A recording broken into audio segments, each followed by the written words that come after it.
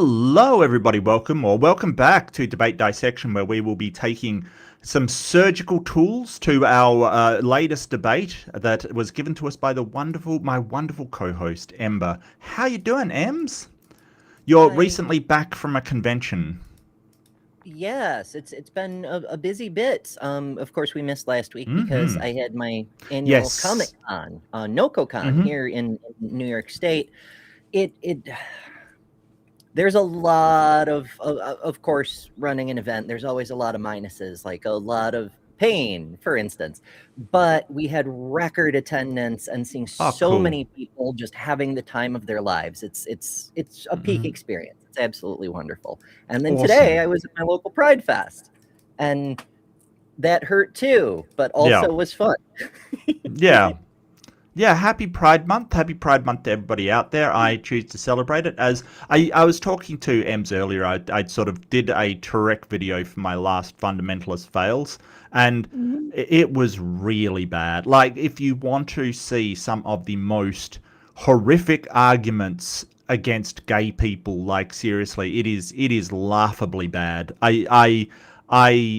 I do notice, though, he never brings that stuff out to someone like Alex O'Connor or, biologists or anything. He always just talks to university students saying the dumbest crap on the face of the planet. So I think that, he's just a bigot and he's a terrible person. But I choose to celebrate Pride Day because I think that people that are LGBTQI are sort of, they've gone through a hard time. Look, I got a hard time in school for being gay, and I wasn't even gay, right? Like, that's the thing. Like, all you have to do is have some sort of appearance of being gay, and suddenly back in when I went to school, you were absolutely brutalized. And I'm not, it's absolutely ridiculous. Absolutely ridiculous. Oh, we've got a question already. Did you remember to wear taller socks with your booties? Which booty are we talking about? So last year I marched in the parade itself, and I wore high top, hard shoes and short socks, and I cut the shit out of my legs. I still have scars from it. I wasn't in the parade this year. It's funny, but also not funny. I was running a booth, but I can't move well enough to march in a parade anymore. Oh, that's sad. So by boots, do you mean like sort of calf high? Look. I mean, I don't like to... ankle. They're not really boots per se. Okay, got you. They're high top Converses with platform heels, so that they're Converse high heels. It's weird, but they're shiny. Okay, they're silvery shiny, and it was delightful. They just tried to murder me. Okay. All right. Cutting my feet off. Sure, yeah. Like it. Look, for fashion, sometimes you make sacrifices. I get it. Beauty is pain, and I didn't realize that edition was designed by Jigsaw. Is it though? Beauty is pain. Not. I've never heard that one before. I've heard beauty comes from God, and that just makes about as much sense, and stuff like that. Yeah, I've never heard beauty is pain. We say some weird things here in the U.S. You may. Okay. Well, I mean, a lot of Hollywood is beautiful, and a lot of it is very painful. So maybe that is a thing where you're from. It's true. But to clear things up, I wore just regular sneakers and taller socks this time. But I wasn't doing any marching. Okay, that's cool. Who needs feet in? Joe cracks me up. Thank you so much. Joe's one of our moderators. I want to give a big shout out to all the moderators out there. They do awesome work. They keep the channel together. They keep me on track. They keep me sane and moving. And not enough thanks is given out to my moderation team, led by the unassailable Titan Uranus. I just like saying his name. So. Yeah, Titan. I'll say his name too. Yeah, I find lots of excuses. But if you do want to see part 1, this is part 2. If you don't want to see part 1, it's available right now on Embers. But, join the chat, chill out, watch the first part. It's just as going to be nonsensical as this one. What are your thoughts on the debate so far? if you can remember from 2 weeks ago, which sometimes I can't. Right? So It's yeah, been yeah, so long, and I'm yeah. recovering from like borderline heat stroke and shit. Mm-hmm. Shoot, where the hell were I? Should have made notes. See, this is what Mark is always advising: make notes, even if you're not in the debate. Make notes. No, I don't advocate that. I advocate for making notes when in the debate. I don't give a shit if you're out there. Like, what do I care? Oh goodness. So the debate subject is the title of Lennox's book that he was peddling at the time, and it's "Can Science Explain Everything?" And his opponent, Peter Atkins, who is an Oxford professor emeritus of chemistry and an atheist, like, sure, why not? And Lennox is like, well, but there's things that we don't know, and therefore we don't know that science can ever know them, and therefore God.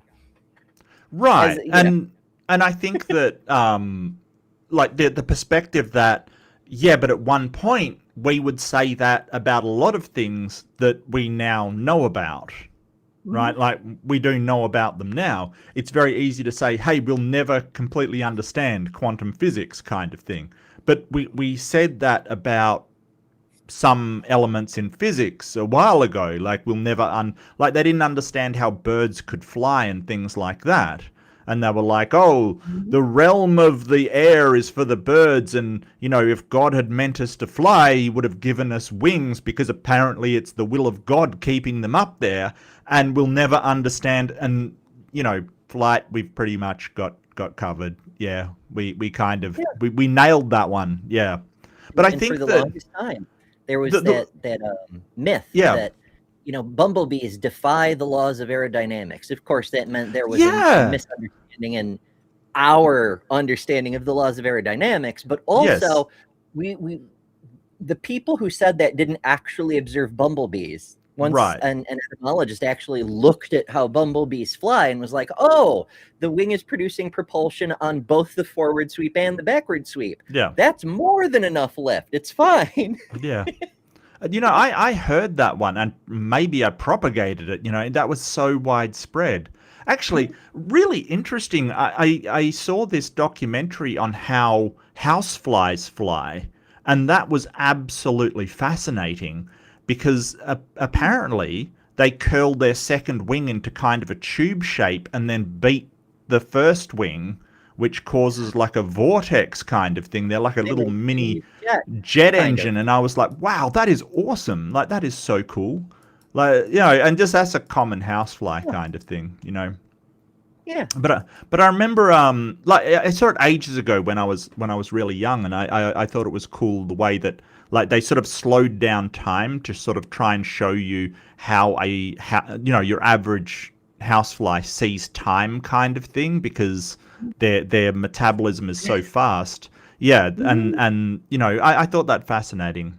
But the one thing that stood out to me was that the moderator is so biased. Like, the moderator is insanely biased in this debate towards John Lennox. Justin Brierly, yes. Right. He's interrupting Peter several times. Right. Like, John Lennox would just go on and on and on, doing his pontificate. Gish Yeah. And then it would be Peter's turn, and Peter would, like, get half a sentence out, and Justin would be like, hold on, let John address that.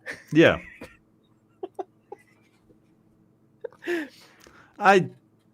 Okay, that's wild. That is wild. I mean, I've seen some pretty bad moderators, but this one, but in fairness to Justin, he did not fuck off to go get a sandwich for 7 hours. Look, he could have been worse. It's true. And you know, like, fuck, James. I tell you what, I think he's. I've never heard somebody, you know, use racist terminologies and the moderator goes, well, I think maybe we shouldn't say that. Maybe? What the hell? Yeah, I don't want to subject my audience to that kind of crap. And finding good moderator is hard. And I think there's sort of a, you know, moderators as far as biasness, like, you know, people will always go, all right, so tangents in the chat. I know. Tangents in the... Did I just mute myself? I can still hear you. Hello? Hello. Yeah, tangents in the chat. Okay, but I think that, you know, you ever had somebody you go, well, that moderator was biased, and everyone's like, well, everyone's biased. There's always going to be some bias kind of thing. And it's like, well, yeah, but there's a big difference between somebody having an inherent bias and what Justin Brierley's doing, right? Like, it's sort of like, you know, sort of, oh, that person is speeding at 140 kilometers an hour down a one-way road. And it's like, yeah, but everyone breaks the law on the roads at some point. You know, it's like, yeah, but there's a big difference between those, you know, what people usually do. Like, they might go 5 over the speed limit, and somebody doing 140, which is, I think that's about 80 miles per hour or something around there, down a one-way street. You know what I mean? Like, it's this false equivocation of, oh, but everybody has their own biases. It's like, yeah, but there's a big difference between, you know, your casual, well, I might have a bias towards this side, and you try to moderate it to be neutral, and what Justin Brierley is doing, which is help fucking John Lennox sell books. You know, like, seriously. Ah, dear. All right, rant over. Thank you. Slash rant over. But I'll get the debate up. For now, that's right. Give me 10 minutes with frigging Lennox, and we'll see how it goes. Whoops, is that a good view? Not really. Okay, I like that one. That's good. Oh, okay. Okay, beautiful. It's like a roller coaster, and we're just about to do the whoop. Yeah, so I think that essentially John Lennox has been sort of just doing God of the gaps, you know, like, oh, there's all this knowledge that we don't know about. And it's like, yeah, but we're not asking whether science can explain it now. We're asking whether science has the capability of explaining it. You know what? That reminds me. I thought of this last week. A better topic would be, can God explain anything? That would be a better topic, right? Can a God explain how anything works? That would be nice, yeah. Right. Like, because if you're appealing to, well, you can't understand it because, you know, God did it, which seems to be what Lennox is appealing to, it doesn't actually explain it. Yep. Yes, 140 down the Autobahn. Okay, so if you're unfamiliar, Autobahn is the major highway in Germany, and it doesn't have a speed limit. It's basically as fast as you want to go. However, cars in Germany have very high standards for manufacture. So, yeah. All right, you ready to get started? You want to hear from I mean, I Lennox don't, and Atkins? It's my own damn fault for thinking this debate was a good idea. Yeah, that's true. You chose this one. Look, I honestly think, like, can science explain everything? Well, we don't know, and I doubt it. You know what I mean? Like there's always going to be more knowledge that we're lacking. So it's kind of like, you know, we have incompleteness in our theories, which is why we still have to keep working. I don't think science is designed to sort of explain everything. It just explains observations in the world around us. And that seems to be the other thing that Lennox is doing. He's sort of saying, well, it can't explain the spiritual. And it's like, you're assuming the spiritual fucking exists in the first place. It can't explain the magic in Fantasia. Right. It can't explain, you know, the rabbit hole in Alice in Wonderland, but, you know, it's, yeah. Why should we think it should? So this is the epitome of it. It's a bad proposition, right? Like the topic of the debate is terrible. The interlocutor is terrible, and the moderator is terrible. Like, it's just bad all around. It's just terrible. In China. Now, he was a neo-Marxist, and he tried to explain this on the basis of his atheistic Marxism, but he couldn't. And in the end, he came to a fascinating conclusion. He said, in the end, the only difference I can see between the East and the West, they discovered technology, but not science in that sense, is that the East did not have the unifying concept of a single rational creator who created the universe to work on such laws. But it doesn't mean to say that. Yeah, and like you said, that's, they like I said, their astronomy, we still refer to ancient Chinese astronomy charts because they were so accurately recorded. They did very much in science. Yes, they did come up with gunpowder. It was the West that really married it with sort of metallurgy and things. So no, I think that he's completely wrong. And I brought up in the last episode how I read this article. I'm not sure how true it is, but it is glassworking that seems to be what the West had, and that for optics, microscopes, telescopes really provided a boost. And the article sort of said that was due to people wanting to see the color of their wine, and there wasn't the same impulse over in the East because they didn't have wine because of lack of grapes. So apparently everything is fueled by alcohol, but I don't know how true that is. But Dionysus. Right, that I think it has nothing. I think it has nothing to do with believing in a single creator. Like, that is just complete bullshit. John wants to take credit for that for the West, yes, but that is an Eastern religion. It's from Asia, so the colonizers grabbed it, but. Yep. It's not actually from the West. And you've got to explain, because he probably wouldn't put the Middle East in with that, and that's where the religion originated from. So you've then got to explain why Europe and the West, this horrible term, but Europeans had this scientific, explosion, while people in the Middle East didn't. They both have one God. Even if you're Islamic, you still have one God. And arguably the same thing. But also there's the golden age of Islam, and they were doing when they were inventing the numeral 0 and charting yet more stars and inventing the freaking internal combustion engine 700 years before Europe did it. Right. Details.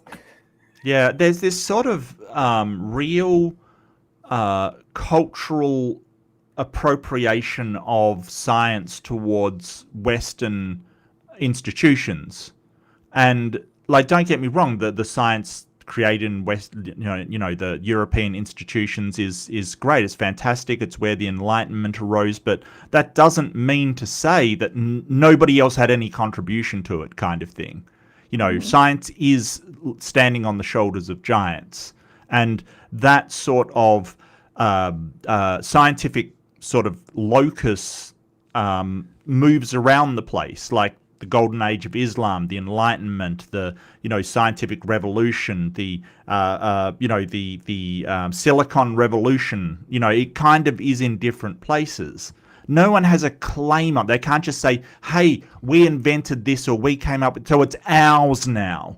Only the Christians do that. Oh, time traveler raid. Hey, Titan, I've already mentioned you, I think, at least once this episode, so there you go. Hello. To get the clip of Mark saying your name again. Yes. I know he's done it before, but still. I'll do some ASMR. Titan Uranus. Ooh. Ooh. What's this about? Yes, we are breaking down a debate. This is a part 2, but we are breaking a debate between John Lennox and Peter Atkins. It's a terrible debate designed to sell books, but never mind. But we're basically breaking it down, dissecting it, if you will. And the subject is, can science explain everything? Which I think is a lousy proposition. It's absolutely terrible.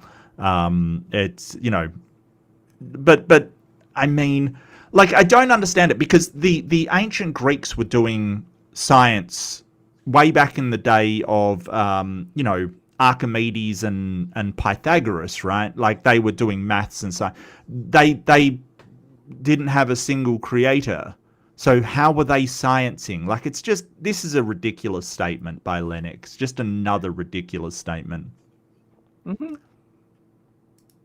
If you have that, having the idea that there is one is not the same as there being one.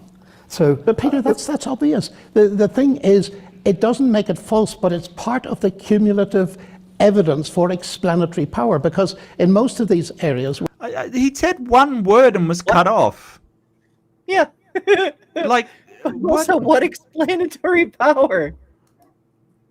Like, Yeah, he's just saying, well, the West has one God, therefore.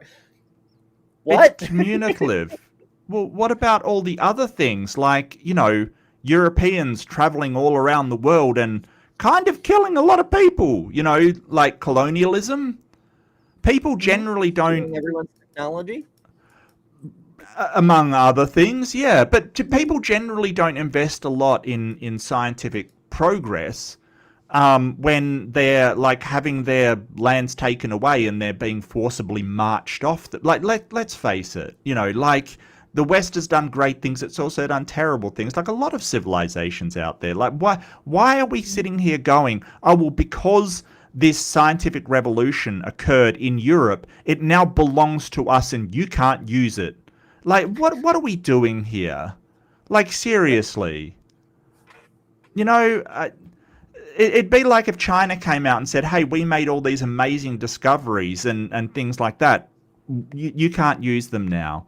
You know, and it kind of, it gets into that whole idea of patenting and, you know, using those patents simply for monetary exploitation. I think that some ideas and concepts should just be open to everybody. You know, like, there shouldn't be this ownership of knowledge, because all we're doing is limiting our own progress, limiting innovation, and that's kind of crap.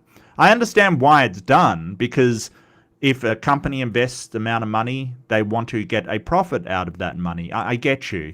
And that's why there's limitations on patents. Like, after a while they expire. But, you know, if Disney has their way, just saying.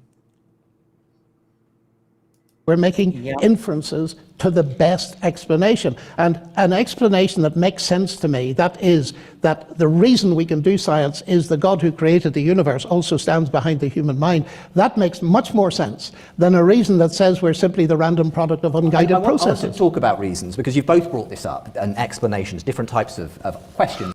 So when he says the random, like, it's not random.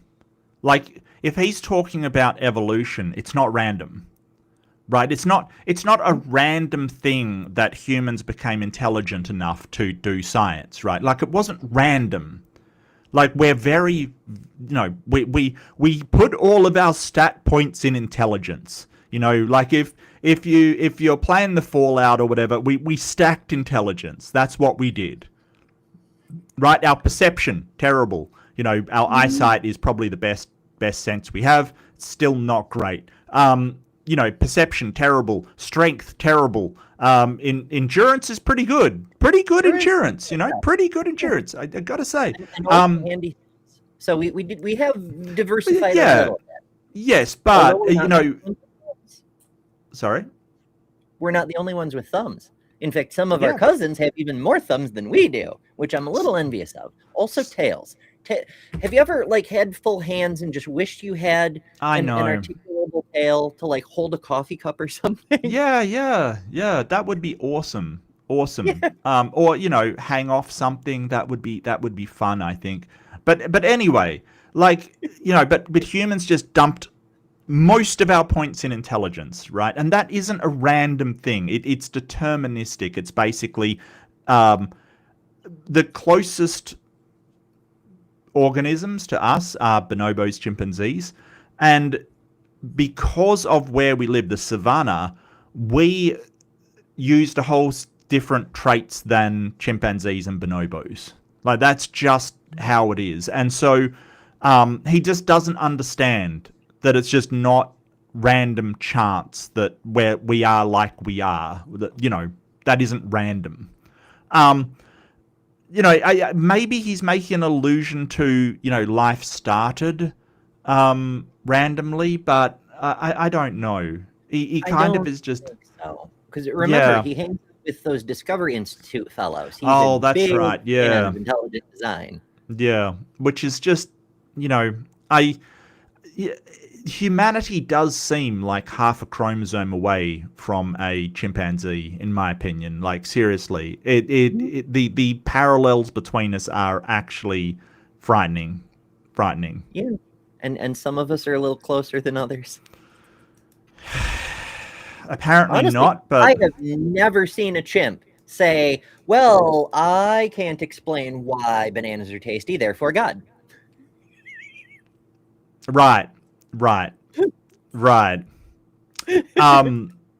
Yeah, yeah. I think it was a comedian called Bill Hicks that once said, "Why is it that people who don't believe in evolution seem unevolved?" And I thought that Uh-huh. was hilarious. I thought that was really funny. Hey, happy Absolutely. Saturday. Great, but it isn't Saturday. You're wrong.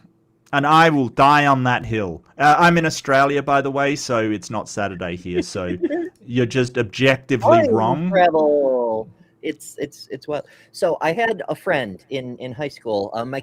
I've mentioned her a few times because she's the one that I used to like do conspiracy theories with back when they were just for fun. Like, what if the Earth really were flat? That sort of thing before September 11th and things got bad.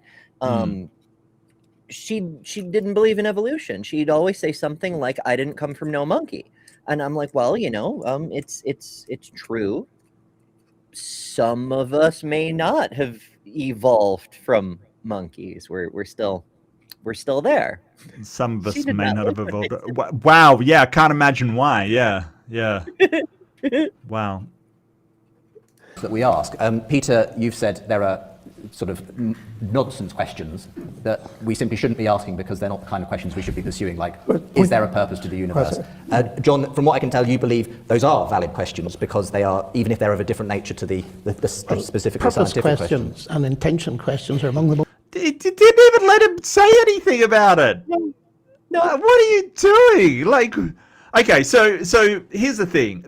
I think what he's alluding to is kind of falsifiability, right? So this is something that Karl Popper, who is sort of considered one of the philosophers that kind of really solidified the modern philosophy of science kind of thing. He sort of put into real precise terms on why we need to test stuff, and that is that something that has no falsification criteria, like if Ember claims there is a star out in the universe that is doing purple light, but you can't see it because it's too far away, right? Like there's no way to investigate it.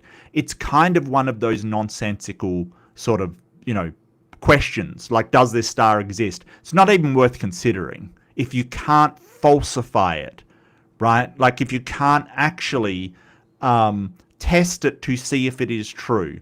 It's not even worth considering because there is no way to find out if it is true or false if there's no way to show it false, right? Like, because you can always just say, well, this, let's assume that it's true. Well, you'd have to assume that any claim anybody makes is true. If I said there's what's Carl Sagan's one, the invisible dragon in his garage, right? He keeps one in. You'd have to assume that's true. So unless you can falsify it, it's not even worth considering as a question. Is there an invisible dragon in Carl Sagan's garage? It's not even worth considering as a question. So. And I think he's trying to leverage that where he can against Lennox here, basically saying, well, if it's unfalsifiable, and this is what I would like him to do, then it's not even like, does a God exist? Unless you can falsify it, which means you have a criteria for showing that it doesn't exist and it overcomes that criteria, then it's not even worth considering as a question. Yeah, if it can't be wrong, then it can't be true either. Right. At least as far as we're able to determine, which is all we can work with. Well, I mean, philosophically, it could be true, but it's not worth considering as true, because if you go down that route and are intellectually consistent for all claims put to you, then you would have to believe everything, including contradictory things. So, sort of, yeah, so instead of sort of going, show that a God exists, a better question would be, what would be the criteria of showing a God doesn't exist? And if the answer is there is literally no way to show a God doesn't exist, then you've failed that question of falsifiability, and it's not even worth considering as true. Most important questions we can ask. And I've had a question actually from the audience, which asks, I assume of you, Peter, isn't it a bit too convenient to label questions that science doesn't answer as stupid or not real?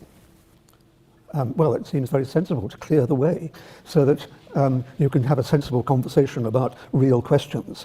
But why is the question of what are we here for not a real question in your view? Because there's no evidence that there is any purpose in the universe. You've got to look for evidence. And as I actually did say right at the beginning, I think that the real questions are based on evidence. The silly questions, the fake questions, if you like, are based on extrapolations of human experience, if you like. So we have purposes. I have a purpose for coming here this evening, although I must confess I forget what it was. So you believe in purpose but not ultimate purpose, is that it? Well, I believe that people have individual, temporary, ephemeral purposes. That's fine. But I don't like this part because Peter's not deliberately intending to equivocate, but he's accidentally equivocating. He's being like, well, the word purpose, he's not saying the word purpose can have multiple meanings depending on the use. He's just kind of fumbling around that concept. And it's just leaving all the doors open for John, Yeah. Yeah, and he's kind of rambling a bit as well.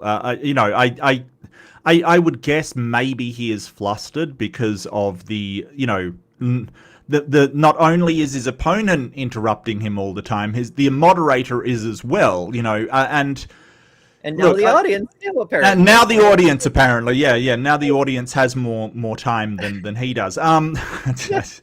Look, I think that sort of, the problem that you have with people like, these Oxford people and the very highly educated people, and look, don't misunderstand me, I love them, but connecting with the audience is important in a debate. That's why the apologists do so well in debates, because they've got these pithy catchphrases and things like that. The best atheists on that are debating, they will have the essence of it boiled down in a way the audience can understand.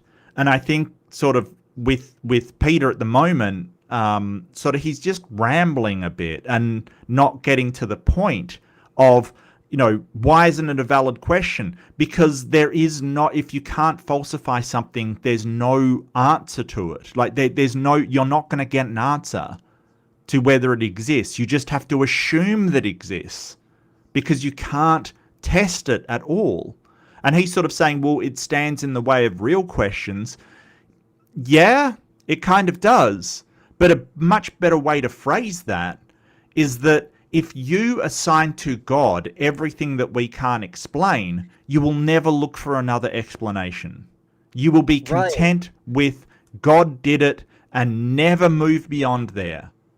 That's my pithy anti-apologist catchphrase, is when you pretend to have all the answers, you stop looking for the real answers. Right. And that's a problem because throughout history, we have done that. The Enlightenment was specifically, and it's weird because didn't Lennox try to claim the Enlightenment for Christianity earlier in this debate? Like he tried to say the Enlightenment was a Christian thing, whereas if you ever sort of read up on it, was a vast array of people, from atheists to deists to Christians to a lot of people that were agnostic. There was tons of different people in the Enlightenment. It wasn't one group, but there were Christians in it. Sure, absolutely. But the whole point of the Enlightenment, when boiled down to its essence, is that it was a pushback against the idea that God is the explanation. It was looking for natural explanations in the world which did not include a God. Even the Christians were like, yes, God is not an answer. We will look for answers. They were looking for how God did it using the natural world rather than God did it somehow. Because when you start down that road, you never get anywhere. Yeah, you can't explain anything with it. You can't predict anything with it. This is why Laplace didn't want to use it. He was like, we don't need that. Just put it away. We can explain stuff without it. It's fine. Yeah, so that was Laplace going to the Pope. Wasn't it one of the popes and sort of saying, and the Pope going, where is God in your model? And he's like, the strength of my model is that it doesn't need a God in it. Napoleon, according to the legend. Oh, got you. Okay. Well, kind of like the Pope. I mean, that he was the emperor at the time, probably. So yeah, that kind of counts, I guess. Yeah. To be a purpose in the universe is an extrapolation of that attitude. There is no evidence that the universe has a purpose at all. So it's inappropriate for science to do a series of experiments to discover the purpose. John. Well, when you say there's no evidence, I would go back to the fact, and I must, in that sense, there's something that is not a fact incoming. So a fact is a generally agreed upon statement within society. So if we say it's a fact that the sky is blue, right? Like, it's a generally agreed upon thing. Like, so if your opponent isn't agreeing with you, or a large segment of people don't agree on you, it's not a fact, right? Like, so a lot of people will claim facts when they're not actually facts. So if I say, oh, it's a fact that humans evolved, right? It's generally agreed upon that is the case. I probably wouldn't say that if I was debating somebody over evolution. You know, it's a fact that the Earth is a sphere. Well, a flat earther would deny that, but generally facts are things that are agreed upon. So usually in a debate, when you say fact, it's something that you and your opponent would agree upon. You know, it is a fact, or you're referencing something that a vast majority of the world agrees upon. You know, like something that is very well known. It is a fact that this is the case. So I'm waiting to hear this fact. It's, yeah. back to my Christian faith. Christianity is not a mere philosophy. It's geared into history. And it seems to me... I'm sorry, you think philosophies aren't geared into history? I mean, I kind of agree in that it's not a philosophy, it's a mythology. Well, we've got two different things here. So he's saying my Christianity is not a faith. And it's like, well, no, Christianity is sort of all of Christendom. It's not a faith. Like, you have faith, and that's different than the structures of Christianity as an organized religion. Right? But, like, when you say, oh, it ties into history, Stoicism ties into history. You know, Marcus Aurelius was a famous Stoic, and he did all kinds of things in history. Like, what are you talking about? Like, what do you think Buddhism didn't have ties to history? What? But sort of saying, oh, you know, Christianity, what do you say? That you know, Christianity isn't just a faith. Yeah, I get that. Like, your faith, you have faith in some series of what you believe events to be true, or some actuality in reality. I get that. You have faith in that. Okay, whatever faith means, you have faith in that. It doesn't mean that the structure of Christianity is your faith. It's just a nonsensical statement, because nobody's Christianity is just their faith, right? Or Christianity is just faith, and that's it. I think what he's trying to say is that it's more than faith because it's true. So essentially, he's in very, very complex language saying it's true, and it's not just that I have faith in it. And there's easier ways to say that. When you have a true thing to say, you can usually just say it's true, and here's why we know. You don't have to go through all this. Yeah. I think there's way easier ways of saying that. But then again, you don't sound as sort of academic and, highbrowed if you just say it easily. You got to sound very intelligent and a little bit, to be a bit nice, a little bit. I do find him pompous, Oh, very. Mind you, I'm finding Peter Atkins confused at the moment. He seems confused and sort of, doesn't baffled. This is why Lennox gets to come off with this mid-wit level bullshit, and his fan club thinks it's the most brilliant thing since Betty White, because he only goes up against opponents who no shade on Adkins. He's a fine scientist, but he's not really a good public speaker, and he's not a philosopher. Because this don't forget that Atkins' field is really chemistry. Right, like that's his specialization is chemistry. I have no doubt he's fine on atheism, the arguments against God, and all that stuff. But Lennox tries to get and sort of misconstrue major philosophical principles. That's what he's known. He's a mathematician, right? That's his background, and he gets into this really convoluted kind of logic that you've got to sort of break down. So. I'm not surprised, and plus this has been a crap show from the start. I just really do find Lennox to be really pompous and kind of arrogant. That the whole initial explanation, in the beginning God created the heavens and the earth, that starts off a huge meta-narrative that gives human beings huge significance as made in the image of God. That's an appeal to consequence, right? So what an appeal to consequence is, it's when you say it has to be true because this is the consequence. Like, so if you're saying, well, the Bible says that humans are made in the image of God, that makes humans this central figure in all of the universe, and it makes us really important. Just because you like the entailments or the consequences or what it means for that to be true doesn't make it true, right? That is a terrible way to evaluate if anything's true. It's like sort of saying, well, if the Nigerian prince is offering to send me money, I could be really rich. Well, yes, but that's only if it's true. Right, so this whole thing, it sort of comes under something called wishful thinking, like things that you wish were true. Like I've said before, yeah, it would be nice if there was a heaven that's this perfect place that's wonderful forever, but that's no reason to think it's true. And it's just because hell is a nasty place but that's no reason to think it's false. That is wishful thinking. What is. It regardless of how you feel about it. Sorry, go ahead, Emma. I have heard that Duloc is a perfect place. What's Duloc? Have I missed something? Duloc? It's a Shrek reference. Oh, okay. Duloc? It's Prince Farquaad's kingdom, and when Shrek the ogre comes into the kingdom to demand that all the creatures be taken out of a swamp.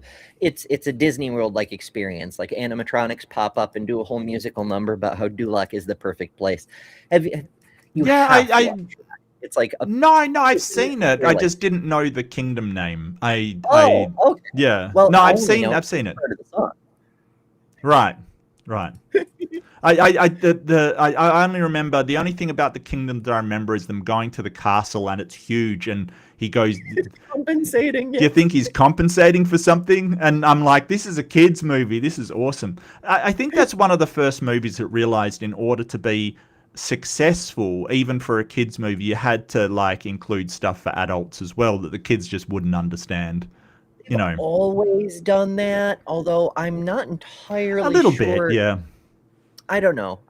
But in fairness, he was actually compensating in a kid-friendly way because he's short. So they can be like, oh, he's compensating because he's short. Right. The adults understand. Right. But the adults understand it. Actually see. Yes. Absolutely. Now, that may be true or it may be false, but does it make sense? It's not one of these nonsense things. It certainly makes a great deal of sense. And incidentally, some of the brightest minds in history. Yeah, so he's basically saying, he's kind of appealing to common sense. Like, oh, God created the heavens and earth and put humans at the forefront. Does that make sense? Well, no, not really. It doesn't make sense, because what we understand about biology and evolution now, we are intrinsically intertwined with the rest of the species on this planet, right? Like, they sort of go, well, if bees go extinct, humans will be following. We absolutely rely on the pollination of multiple crops, multiple flowers, all these different things, and we rely on these ecosystems. Lennox is sort of talking from a perspective of the, sort of 40s and 50s, where people thought, oh, we can destroy whatever ecosystem we want. We're in charge of this dung heap kind of thing. We can do whatever we want. And we now know that is not true. If we destroy our ecosystems, we are following, things like cutting down too many trees. Suddenly the topsoil's eroded and things like that. We rely on these things. So, it's kind of this real mistake to think that because humans currently are the apex organism as far as macroorganisms go,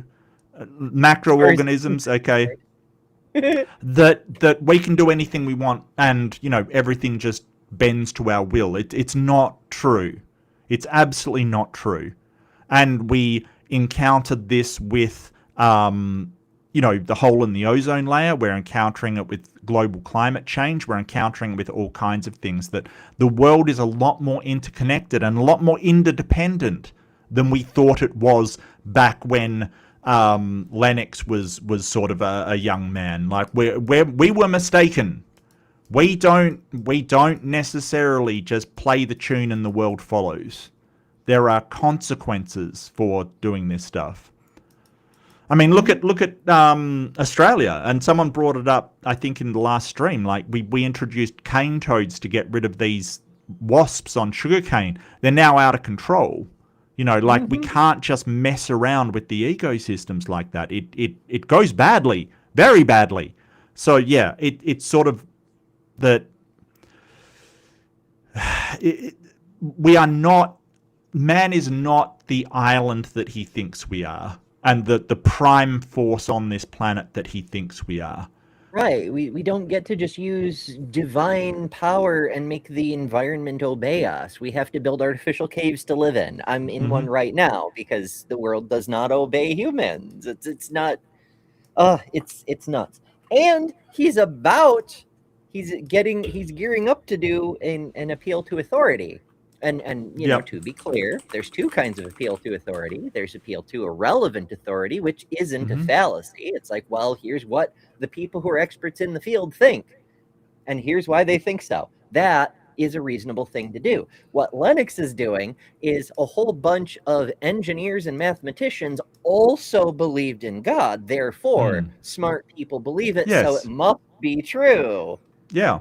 But as I like to point out, Newton believed in alchemy. He was probably one of the smartest men in human history.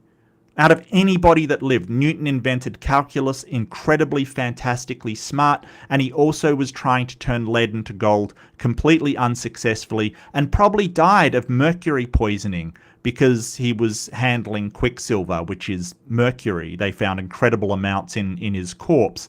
But, just because you're smart doesn't mean you're right.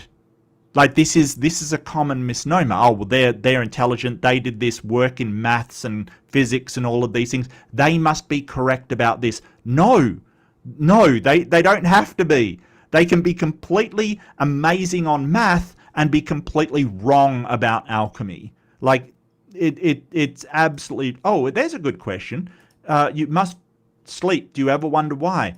Yeah, I did actually. I did, and then I learnt that we've got these toxins in our brain. If they accumulate, they've got to be flushed out of the system. It also acts as sort of a filing for your memories. They are actually sort of put further in long-term memory, and it also maintenance processes are done on your brain, which is strange for a God created brain to have to do these maintenance processes kind of thing. So there's a lot of reasons, but I do know that if those toxins aren't taken out of your brain during the sleep cycle, it can contribute to things like dementia and Alzheimer's and things like that.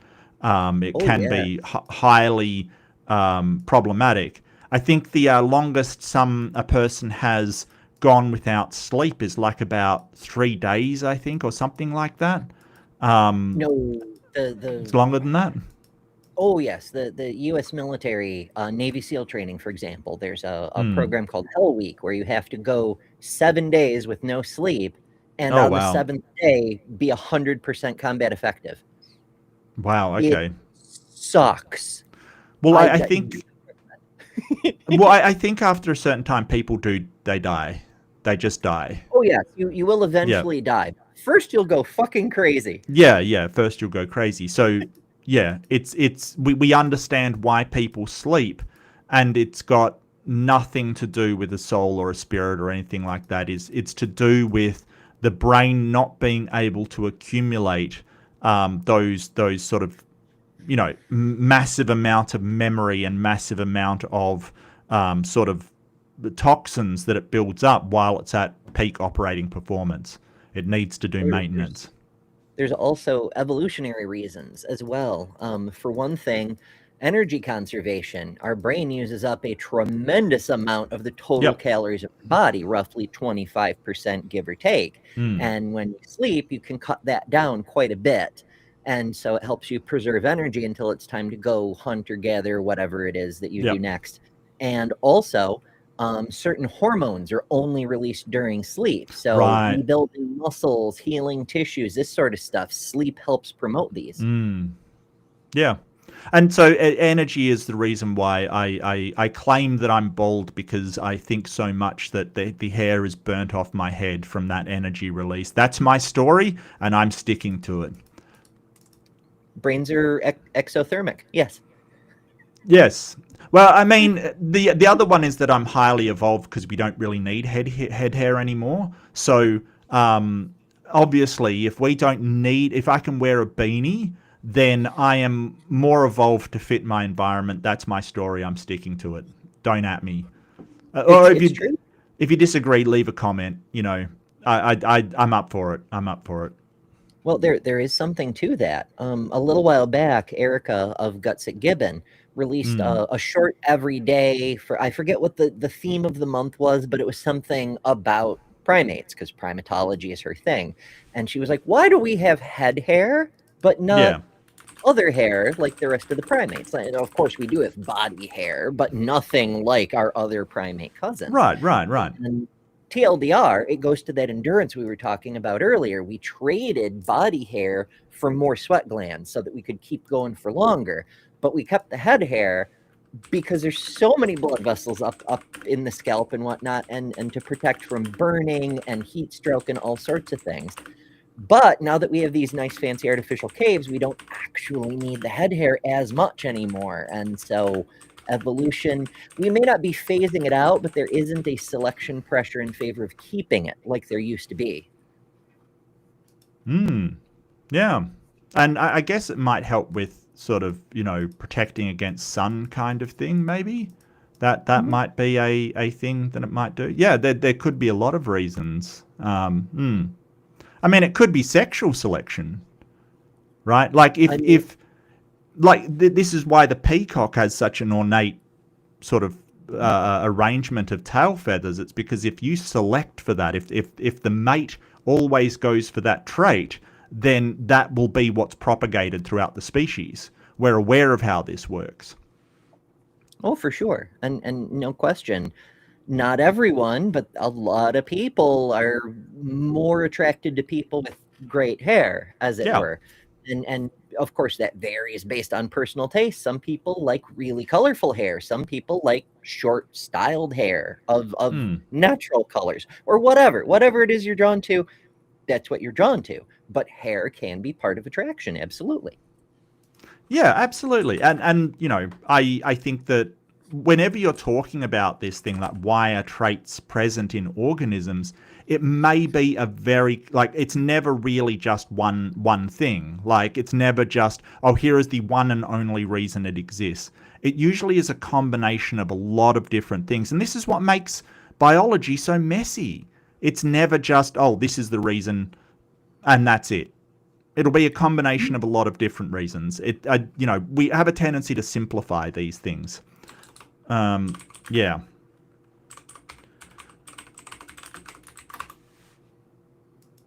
Have spent years thinking about these things. I've just read through Anthony Kenner's Modern History of Western. Yes. Great 1,000-page. Yeah, I know. brick. I've read it too. 900 of those pages show what a waste of time philosophy was when people were worrying about the nature of God and his or her the properties. Philosophy, just famous St. Augustine, Thomas Aquinas, you name them, completely wasted their lives by thinking about non-questions. It's only when... But that's your belief, Peter. Yeah, but there's no evidence for God is the basis of the... Well, so here's the thing. Wild. A man who has nothing but belief complaining about another Right. person having belief. Right. But like this actually plays into a question that I love to ask, which is, what has the methodology of Christianity or any religion, like the idea of faith, belief, you know, taking your you know, following, obeying God, what knowledge has that added to our understanding of the world in the last 2,000 years? Like, what has that added? Because it hasn't discovered anything. It hasn't discovered a particle. It hasn't discovered... Hell, it hasn't discovered God. That's the thing. Like, it just... You know, it hasn't confirmed any kind of knowledge. Has it even confirmed with conviction or consensus any attribute of God? Well, no. The people who believe in Christianity or Islam or any other religion, they can't even agree on the traits of God. Like, there is no consensus on whether, you know, it's you know, once saved, always saved, or you know, full grace or whatever. Like, you can't even agree on that, much less show that it is actually correct. Whereas with science, we have, like, we can absolutely show aerodynamics, computing, you know, electromagnetic. We can, like, the amount of knowledge it's added. So he's got a really good point here, just putting it in the worst possible rambling way, that wasting time on these God questions takes you away from the important questions. It does. Because you're sitting there going, well, does God, if you're forgiven by God, does it last forever? And if I do something wrong, am I then going to go to, or does it do the... Well, meanwhile, over here in the sort of secular carriage, we're discovering how to send messages over glass wires by using light. You know, like, it's just, there is no comparison between the institutions of science and the institutions of religion on what they have produced that has been shown to be true. There's no comparison. Yeah. And that's true not just for Christianity. And you could argue Christianity Absolutely. comes the closest because it inspired some discoveries. People would go out, like sure. Charles Lyell, who wanted to try to confirm the flood happened, or Mary Schweitzer, who wanted to try to confirm Genesis and found something else instead. A lot of science happens when people go out trying to confirm the Bible and find something else instead. Yeah, no, I get you. And look, I'm not saying Christians haven't made they've made fantastic contributions, but it's never using the religion, like the practices of the religion. And you might say, okay, well, you know, that's not what it's for. It's not for discovering things about the world around us. And I would say then, how do we know that it's true? Or how do we know that it's useful? Why should we spend so much time on it, when instead we can discover stuff about the natural world and be able to fly at the same time? right? I think that's what he's sort of putting across, but in the worst way possible. That's the core of my belief. That's what we're talking about. But is that an assumption you're coming to it with? No, let me say. There is no evidence for God. That is the rock on which I build my system of explanations. Your rock is a kind of elaboration of that, because this physiologically unlikely event of the resurrection.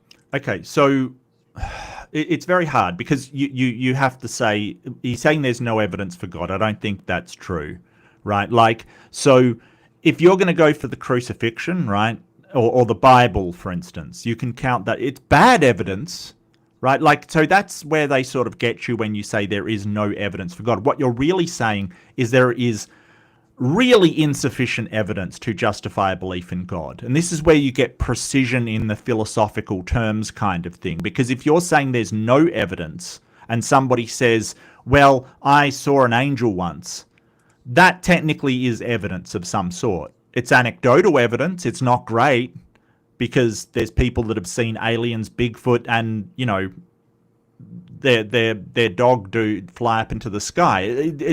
You know, it's not great evidence. It's not even good. It's terrible evidence. But, you know, that is something that in a debate can be picked apart. You know, when you say, oh, well, you said there's no evidence, but, you know, I've got the Bible and I've got these people that have all said they saw this thing. That's evidence. They're not wrong. It is anecdotal evidence, which is absolutely terrible. So I would like a bit more precision from Peter. I realize he's a chemist and not a philosopher, but I would like some more precision, that there is gratuitously insufficient. There is horribly insufficient evidence to justify a belief in a God if you want to be intellectually consistent. Sort of came into it's it as well. physiologically immensely unlikely, but the evidence of it doesn't stop at the little bit I gave you. You have to think about the whole rise of Christianity from a non-proselytizing group of Jews. Why? Why? Other religions have rose up and controlled vast amounts of territory and done very... Islam sort of was predominant across an entire... Why is it the rise of Christianity is suddenly this amazing thing that makes it true? So Lennox is sort of appealing to popularity at the moment. It's an ad populum fallacy, because a lot of people believed in it and it got a lot of traction, therefore it must be true. No! Whether it's true or not is independent of how many people believe it or how fervently they believe it. That is a terrible reason. Absolutely terrible reason. And they might say, oh, but, you know, it rose and took over this entire land. So what? So what? The other contenders for the ways of thinking at the time were kind of the Roman Empire, right? That's where it sort of got its traction. And really that comes down to Constantine and realizing that a single God that everybody agreed on and everybody had symmetry over was a lot better for his burgeoning empire, the Byzantine Empire, than a whole bunch of different gods with their own adherents and people disagreeing on which one was best. It's just a better idea for him. It was a better idea for the people because early Christianity sort of said that, hey, the noble person is equal to the average peasant on the street. That's really, really appealing to the peasant on the street, right? The average peon. That's really appealing. And there's a lot more average peons on the street than there is aristocracy. That's why they're called the 1%, because there's 1% of the population. Right. So it was appealing to, and it was appealing to women as well, because the early church, before it hit sort of the medieval times, the you know, pre-600 or so, women were given sort of more authority in the church. They really had a place, whereas in most of the sort of Roman pantheon, they didn't have much of a say in how things were going. So it was appealing for women as well. and women make up like 51% of the population roughly. So, it was appealing to them as well. All of this, and, I think that it may just have been a better idea, right? It may have just been that sort of brotherhood among all was a better idea than, hey, I worship Ares, let's go to war and kill people. It may have just been a better idea. Ares, Mars, I should say, we're talking Romans here. But it may have just been a better idea. And that doesn't mean that what it's saying is true. It means that people liked it more, which doesn't make it true. But there's a lot of political reasons. It's a lever of control, but also it could have been. Some historians have argued that because of the principles in Christianity, these ideas of equality, there was a necessity for the state to try to seize and then subvert those elements, or there would inevitably be a revolution. Because if you keep screwing over the proletariat over and over, and this religion of driving out authority and replacing it with a kingdom the way God wants to do things catches on, and people are like, hey, we should be equal under the law, you've got an inevitable revolution on your hands. Your best bet might be to get a handle on it and be like, yes, we're doing this religion now. This is the kingdom of God. This is the Holy Roman Empire. But when it says all are equal, it means before God, not under the law. Yeah. So slow your roll, fam. Yeah. But I mean, just because an idea becomes popular doesn't mean it's necessarily true. And that's really the thrust of the matter. Explanations. Well, let's allow John to give at least some explanation, Peter, and then we'll have you respond. The rock in my life is I'm looking for a worldview, and you have a worldview, it's atheism, and I have a worldview that is Christian, that makes sense of life. God damn it. I mean, technically, Christianity isn't a worldview either. It comes with certain built-in elements that are necessary to be a Christian, that component onto your worldview. But it's not a whole worldview in and of itself. That's why there's so many variations and flavors of Christianity. Yeah. But atheism is just, no God. This false equivalence, it's a rhetorical technique, right? We see so many apologists do this. I have my worldview, you have yours, and they're pretending that atheism is the worldview because they want it to be my religious beliefs dictate what I believe about everything else, and that's true for you too. But it's not even true for them. It's false equivalence to hide the bullshit.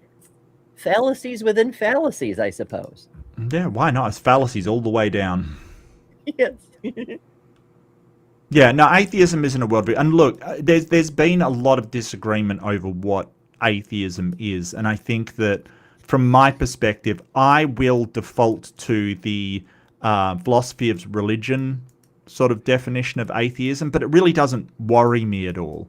Like, there's sort of a colloquial atheism that's used in everyday parlance, which means that somebody just lacks a belief in God. And that's fine, right? That's one definition. If you do look up in Stanford Encyclopedia of Philosophy, it will say atheism is polysemous. It has multiple different meanings depending on where you're using that statement and how you're using it. So I think that etymologically that makes more sense, right? Like, because if you are sort of asexual, it doesn't mean that you oppose sexuality, right? Like, it doesn't mean that. It just means you lack sexuality, right? So I think that etymologically it makes more like, amoral, right? It doesn't mean you oppose morality. It just means you lack morality. Like, it's independent of morality. Whereas immoral is actually against it. So if you look at similar words, a means sort of neutral position. So I think lacking faith is probably lines up more with those. However, in philosophy of religion, atheism means that you deny there's a God. You basically say there is no God. It is a sort of positive statement. It is a statement or a negative statement, but it is that statement of no, it doesn't exist. While agnosticism is I don't know or lack a belief in God. So, it's sort of depending on where you use the word. It can have different meanings. Right. I like the classical flavor, if you will. And by classical, I mean ancient Greek times. There were atheists then too, as in people who did not have a god. You could wander around and say, oh, absolutely, Apollo is real and Dionysus is real. I just don't have any of those gods. The city of Sparta is under Ares, and Athens is under Athena, obviously, and so on and so forth. And I'm probably wrong about Sparta. It's probably Poseidon or something. It's not important. The point is, there's like gods everywhere. To be an atheist didn't mean you said there were no gods. It means that you do not have a god. You are not a theist. That's all it means.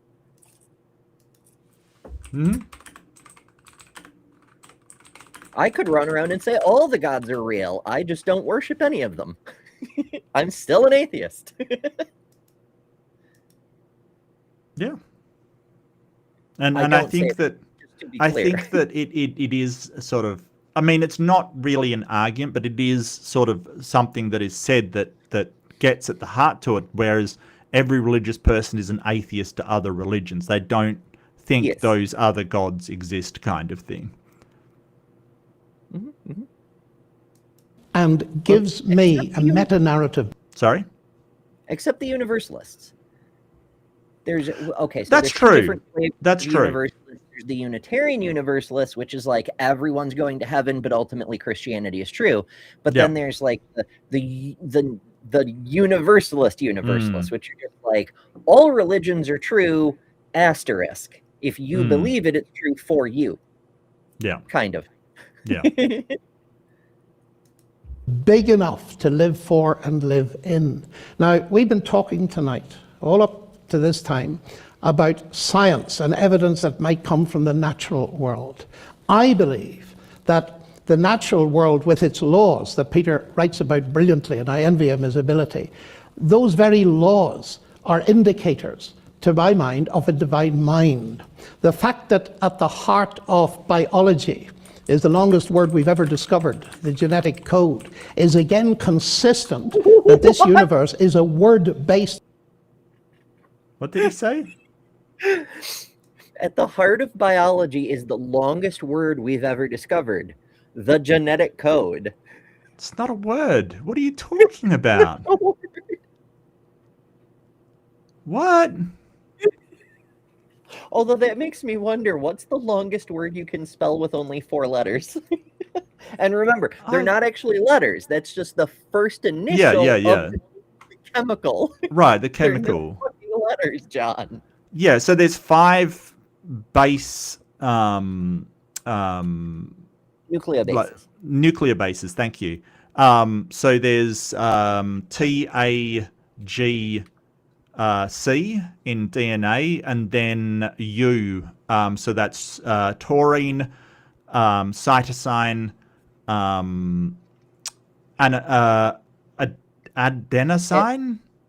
Adenine. Shit. Now I can't. Adenine. Hold on. What are the nucleotides is good enough. Where is it? Where are you? No, I don't want to know about the phosphate groups. Adenine, thymine, cytosine, guanine.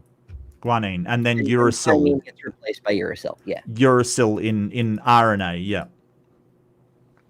And again, we made up those names to describe the nucleobases, which are a fragment of the larger chemical. Like all of this stuff is very human-made. It's not a fucking code. Yeah. And, it has, there's things in it called stop codons as well, right? Where it's supposed to stop the genome. So, why does it have a stop codon if it's all one word? Maybe just one section. Wow. So the Google has a couple different answers for the longest word you can make with only 4 letters. One suggestion is accountable. Another one is senselessness. What? I don't want to count the letters. I think senselessness Oh, may accountable. win. Right, That yeah, one was got you. typed in all But that's got a caps. B in it. That's got a B in it, and there's no B. Senselessness? No, accountable. Oh, ACOU. You're right. That is more than 4 letters. Yes. That doesn't work. This is what happens when we put AI into everything, folks. And also when you're not paying attention. Now, Yeah. to be clear, that's from a link that Google served me. It's not the AI overview, but it's Right, from right. the Kevin Eikenberry group. But the AI is also in charge of the algorithm that serves you the matches to your search. I'm going to say that the proof of God is that there is a word with only 3 letters, and it is banana. Banana's confirmed act of God. Ray Comfort was right all along. All along. Banana Man was right. Oh,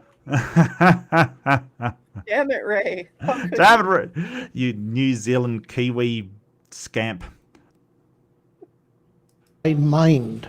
The fact that at the heart of biology is the longest word we've ever discovered, the genetic code, is again consistent that this universe is a word-based universe. Here. In the beginning was the word. A word-based universe? Is What are you Peter fucking napping through this? Like, my guy, you're Look. a chemist. But I've heard people, like mathematicians particularly, say that the entire universe is based on maths. Now, I have my doubts about that, but I've heard them say that. I've never heard a mathematician say that it's a word-based universe. So I'm a nominalist. I think that we just put these words as labels on things. I don't think words have any intrinsic meaning or purpose, or they're just ways to communicate something. Like, this is ridiculous.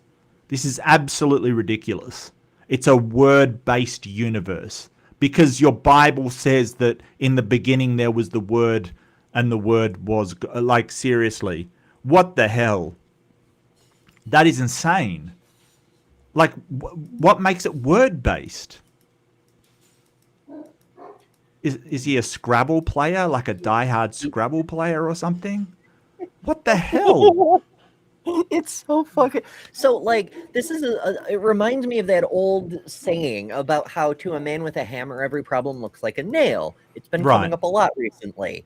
Yeah. It's like, you know, to some people, one of my earlier papers in physics had to do with the 3-dimensional structure of the light wave.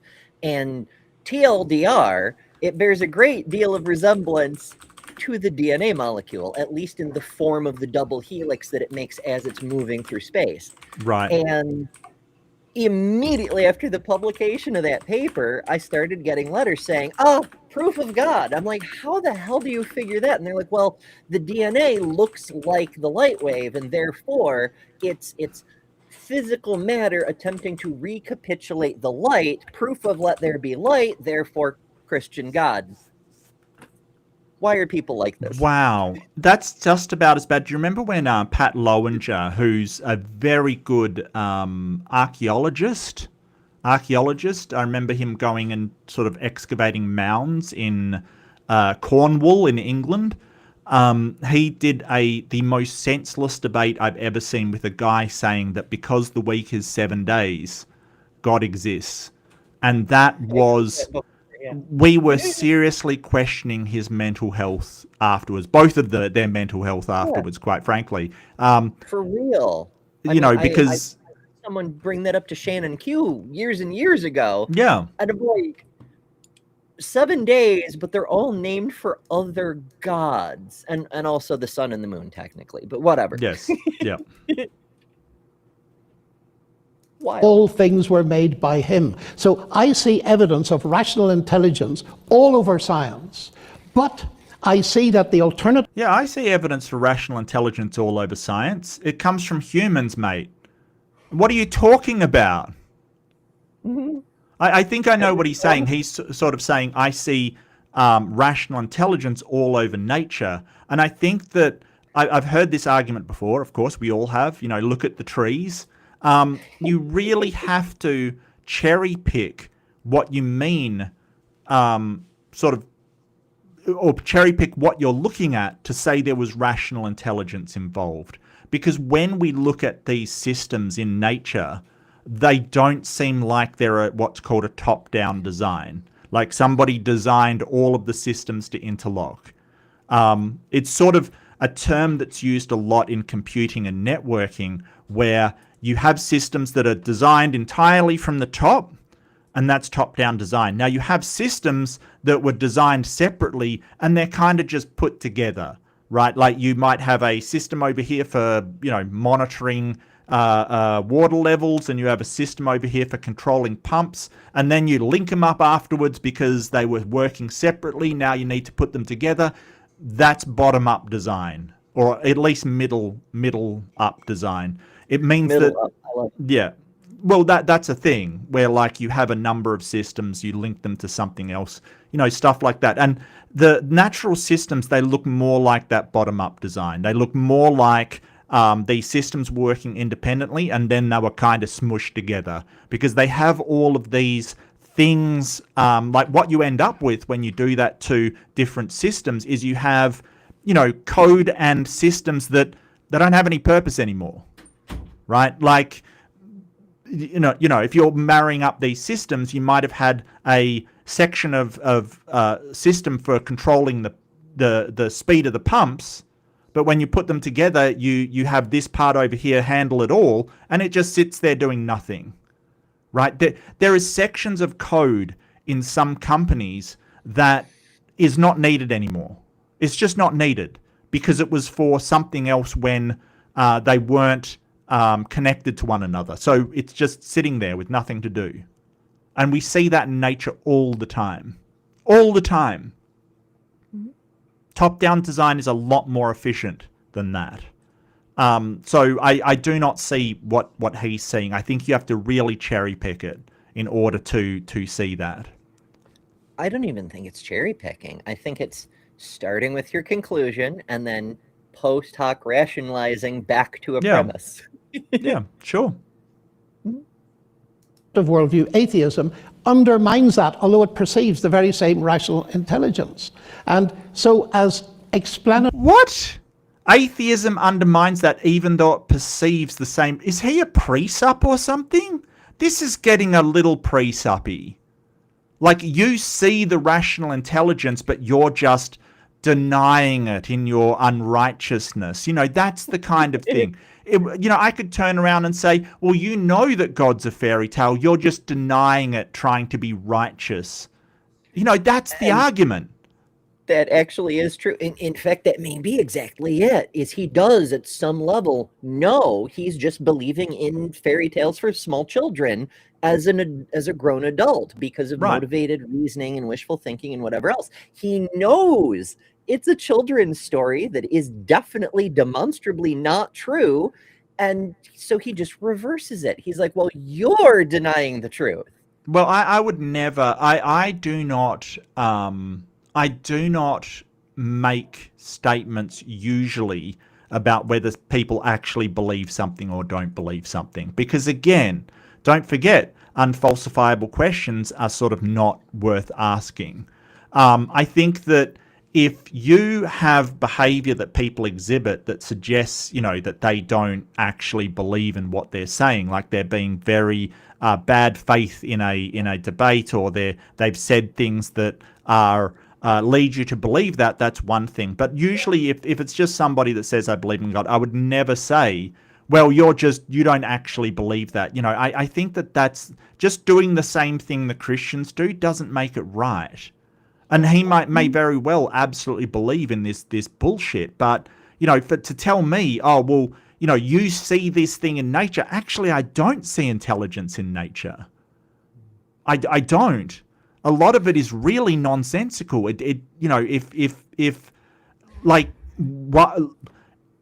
make our food hole the same as our breathing hole and have tons of people choke to death? Like, what's the point of that? Wild. Why is our a hole for waste so close to the thing used for reproduction? Why do we have the recurrent laryngeal nerve that goes all the way down our neck, loops around our aorta, and then goes all the way back up to cover a distance of like about this big? And even worse, that's in giraffes as well. Like, it's so inefficient. It's so terribly designed because it's not designed. Mm-hmm. Power at that level. But you see, I did say Christianity is not merely a philosophy. And if Jesus Christ really rose from the dead, then that opens up huge possibilities of personal encounter in my life now. And the major reason... I love Muhammad really split the moon. That opens up huge possibilities. Yep. Appeal to consequence. And that don't notice he slipped an if in there, right? If Jesus rose from the dead, that if is doing some real heavy lifting in your argument, because no one's shown that Jesus or anybody else rose from the dead after 3 days. Like, seriously, wow. Like, if he rose from the dead, and you're right, if Muhammad split the moon, that opens up wonderful possibilities. It's no reason to think it's true. If that Nigerian prince is real, I'm going to make a ton of money. If that's the... Yeah, but this wishful thinking, this saying, I would like it to be true, is not a good way to find the truth. That is not a good way to find the truth. Why I believe that Christianity is true is because, and here comes science again as a base, because Christianity is testable. Oh, nonsense. How can it be tested? Well, Peter, let me... Wow, he stepped right into it there. And that's the question I'm asking. How do you falsify it? What criteria would you suggest that we can test to show whether or not someone rose from the dead? Or that Christianity... Because don't forget, Christianity, it's been said over and over and over by Christians, it all hinges on Jesus rising from the dead. If Jesus did not rise from the dead, your faith is in vain. But how do we test for that? How do we falsify that? How do we falsify that there's an immaterial, invisible God somewhere in, not even the universe, they're saying now, outside and somehow inside the universe, that controls everything and created the universe? How do we test that? Because at first, God was just up in the sky.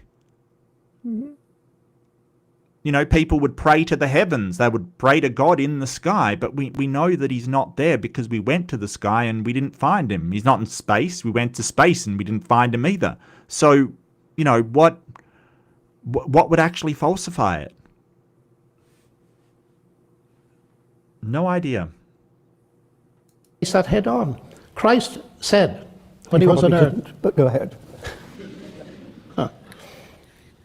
Christ said that if a person considered the evidence and came to believe that he was God incarnate, who was dying on a cross to give forgiveness and bring peace with God, well, we can test that.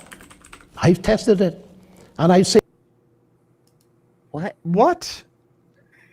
Hold on, I want to hear that again. I'm so sorry. I want to hear that again because this is the important thing. Yeah. Atheism undermines that, although it perceives the very same rational intelligence. And so as explanatory power at that level, but you see, I did say... Okay, so God has no explanatory power, right? Like, explanatory power is going into detail about what's happened, right? So if I say, how did your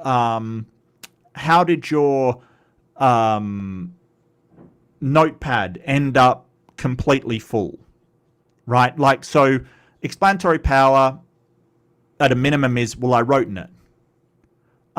More explanatory power is, I wrote in it while doing a course on astronomy, so I went through a lot of pages and a lot of pens, and I eventually got to the end of it. That's got more power, right? Even more power would be, say, hey, I took this unit, this unit, this unit, this unit, and I filled up X amount of pages from, with sort of accretion disks with this many pages, gas giants with this many pages, star formation with this, that has a lot more explanatory power. It explains it a lot better.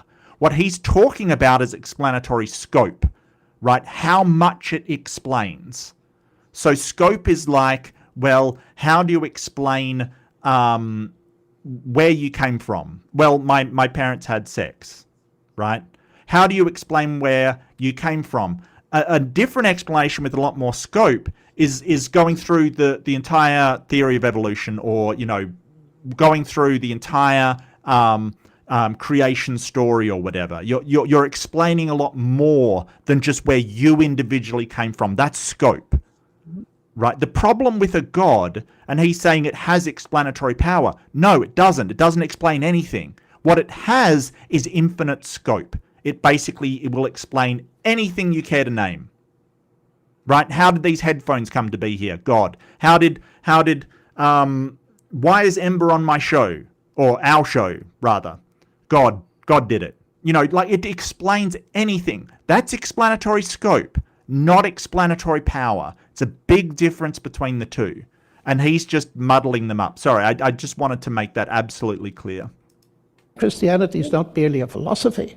And if Jesus Christ really rose from the dead, then that opens up huge possibilities of personal encounter in my life now. And the major reason why I believe that Christianity is true is because, and here comes science again as a base, because Christianity is testable. Oh, nonsense. How can it be tested? Well, Peter, let me face that head on. Christ said, when he was on earth. But go ahead. Christ said that if a person considered the evidence and came to believe that he was God incarnate, who was dying on a cross to give forgiveness and bring peace with God, well, we can test that. Well, Jesus never said that. I mean, first of all, we don't know anything Jesus said because it's written by people long after, yada, yada, yada. But, because Jesus didn't write anything down, weirdly enough. Yeah. Also, Jesus didn't say anything close to that in the Gospels. Jesus said if someone claims to be God and considers the evidence... What? And is dying on the cross and offers forgiveness, well, we can test that. What the hell are you babbling about? The only thing I find in sort of the AI just brought up, in the Gospels, Jesus states if he alone bears witness to himself without corroborating evidence, his testimony is not legally valid under Jewish law. Yeah, no, I'd imagine.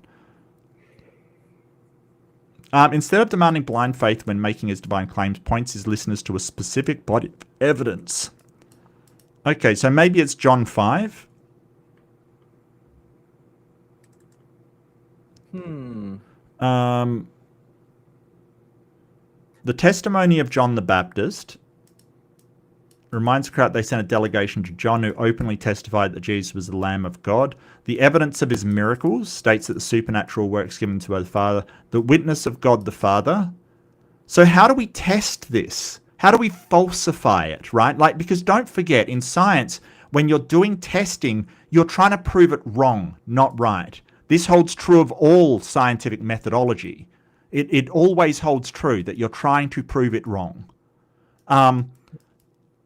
That's what falsifiability is.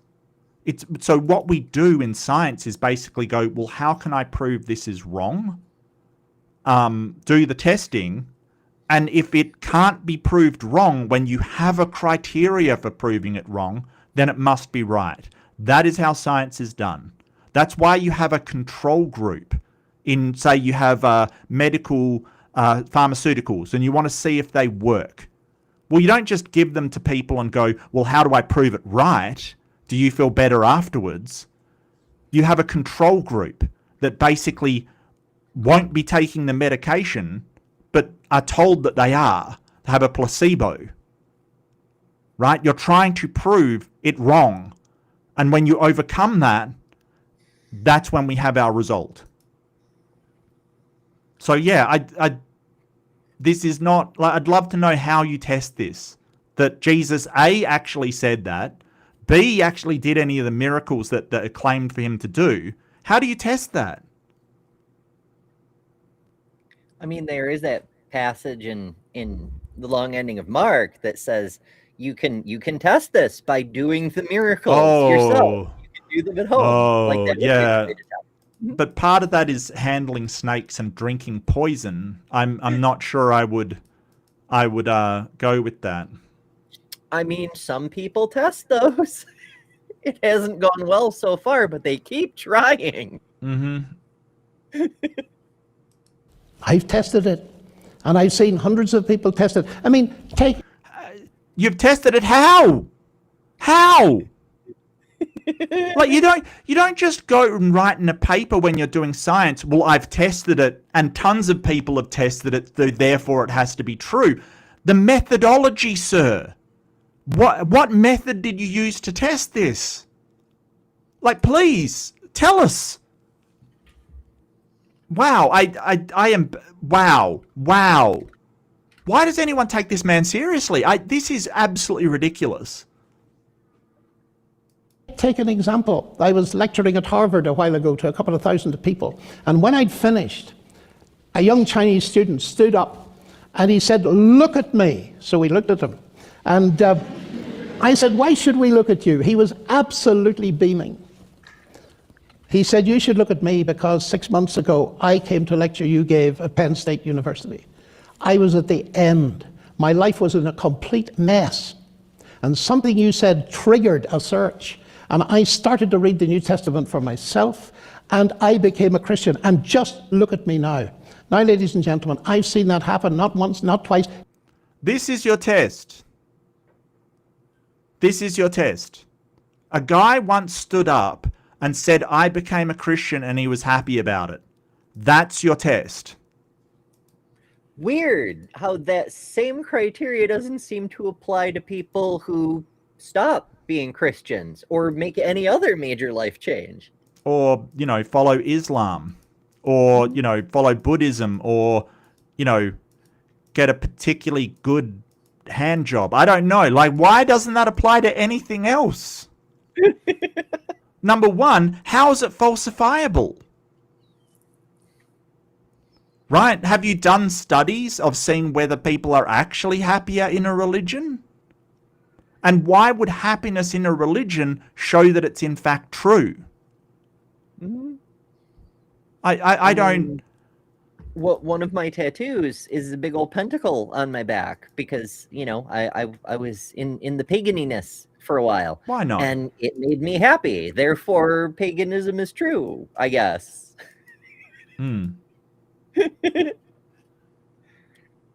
Dozens of times. And when you see addiction to drugs transformed into food on the table, when you see broken... Actually, secular organizations have a much higher rate of drug treatment than religious organizations do. That's the thing. You don't need to be religious to resolve your addiction to drugs. And that basically falsifies it. Because if you say, hey, in order to get past addiction, you need a God, and people are doing it without it, then it falsifies your idea that it needs a God.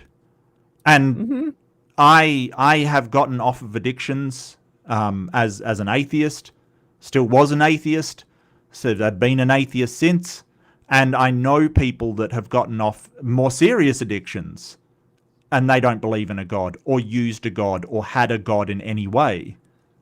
Like, I don't know, like, how would that necessitate that a God is real? It's weird. This is a weird argument. It's like, I know people that have done something while believing in a God, so therefore it must be true. Okay, but people have done stuff not believing in a God. So how does it necessitate a God? And other things too, like the spirits or the ghosties. The ghosties, Right. if you pray to the ghosties, if you leave offerings out for your ancestors, they'll like make you virile and reproduce better to something. Sure. Yeah. Relationships mended. And you ask people, what happened to you? And they say variously, I became a Christian, I had an encounter with Christ.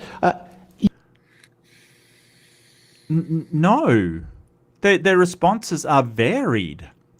I mean, like, oh, you had relationships formed. How'd you do that? I went to yoga. I mean, what are you talking about?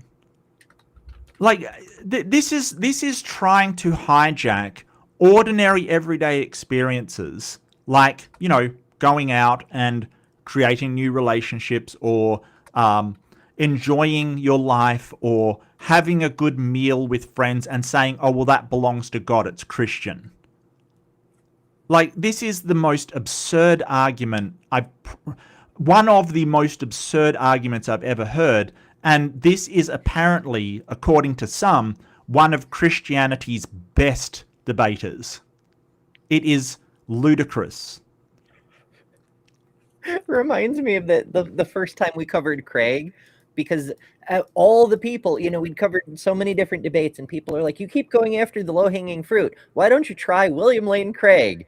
And so we're covering Craig, and he's got his 5 arguments, and the 5th argument is I had the burning in the bosom, and we're like, this is the best God's got. Holy shit.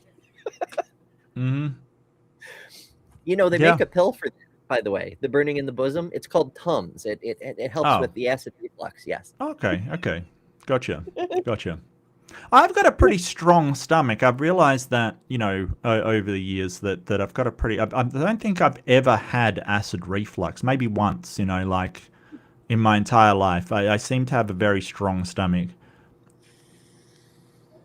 You begin to put 2 and 2 together and make 4. And I wouldn't sit here for a nanosecond. Yeah, but you can get the same evidence for Islam, you can get the same evidence for Buddhism, you can get the same evidence for Reiki and crystals, my guy.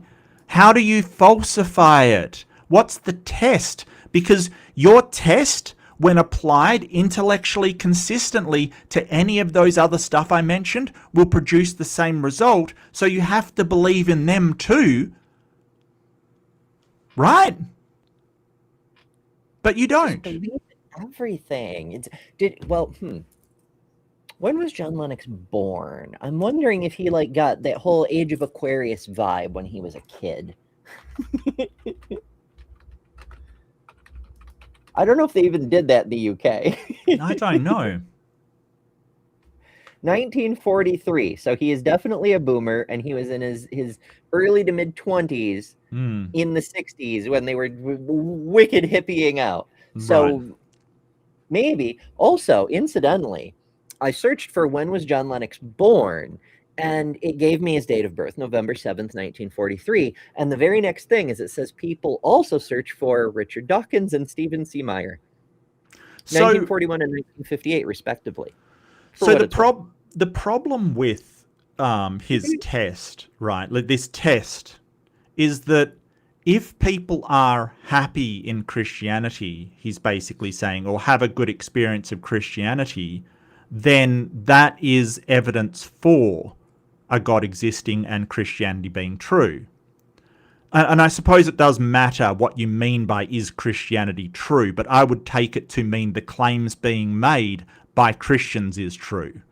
Right? Like, because it's very, very hard to pin down what Christianity is true means if you're taking a very loose definition of true. Anyway, you would have to count people being miserable in Christianity and people leaving Christianity as evidence against it.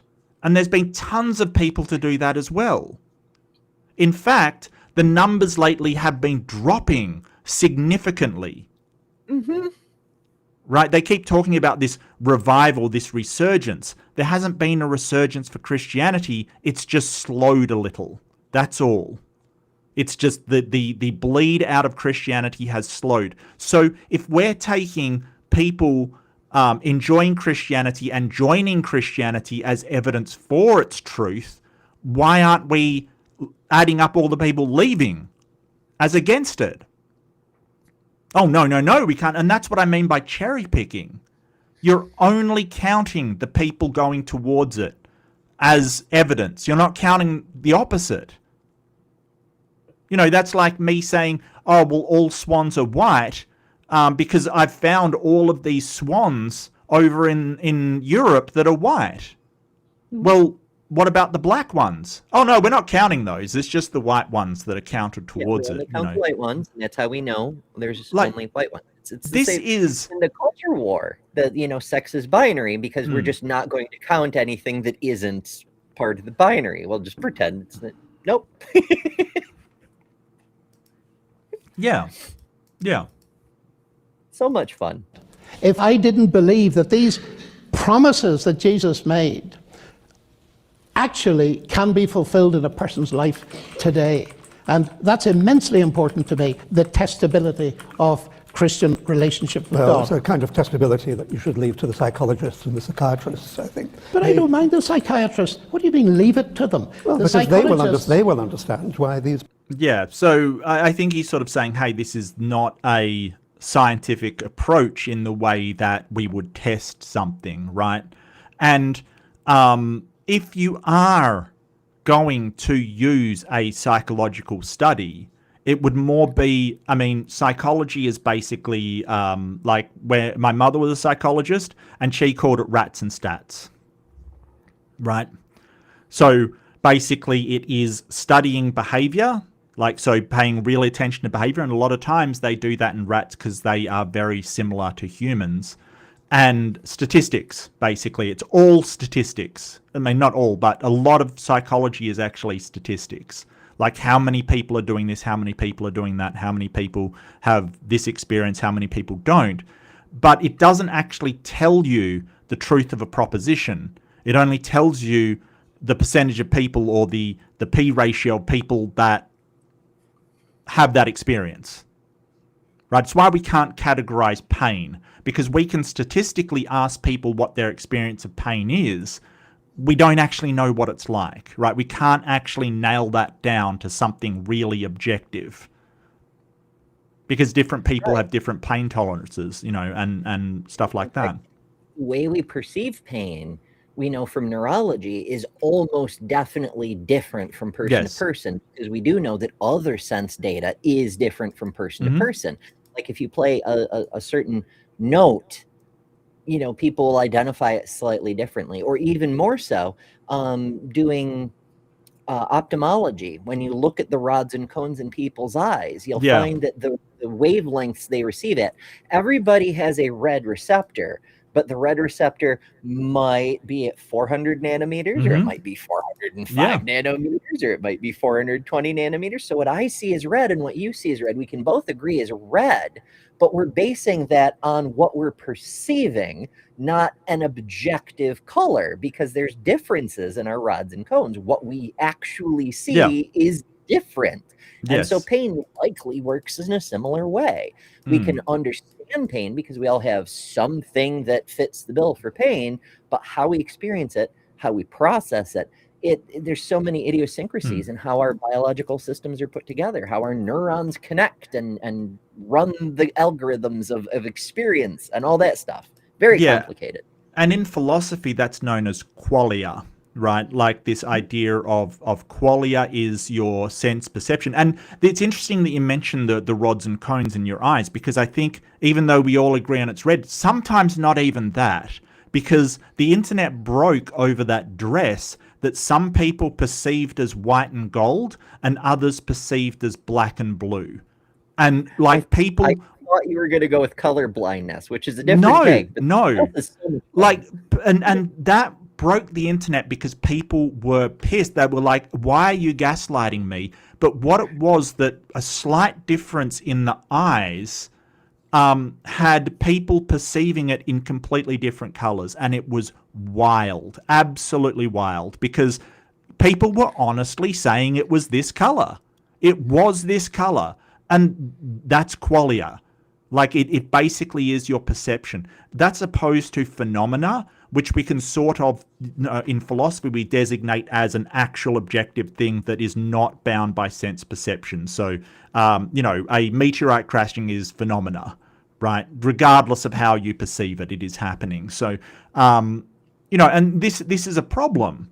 But it doesn't, regardless of how happy people are believing something, or how hard they believe it, or whether their life becomes infinitely better believing it, does not make it true. It doesn't make it true.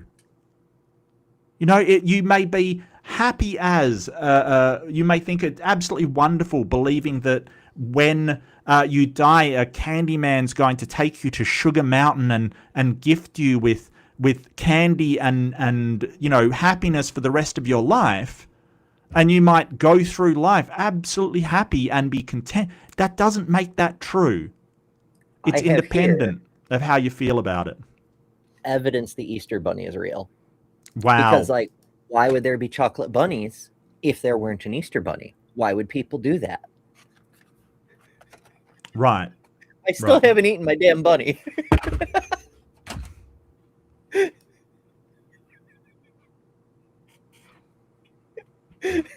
I was going to say, wasn't that April? That's 2 months ago. Well, I think chocolate does last a long time. So yeah, I'm kind of. Is it weird that I'm jealous of your bunny now? Is that weird? I'm kind of like. I mean, I could. I can't. Okay, it has an expiration date, December 2028. So there you go.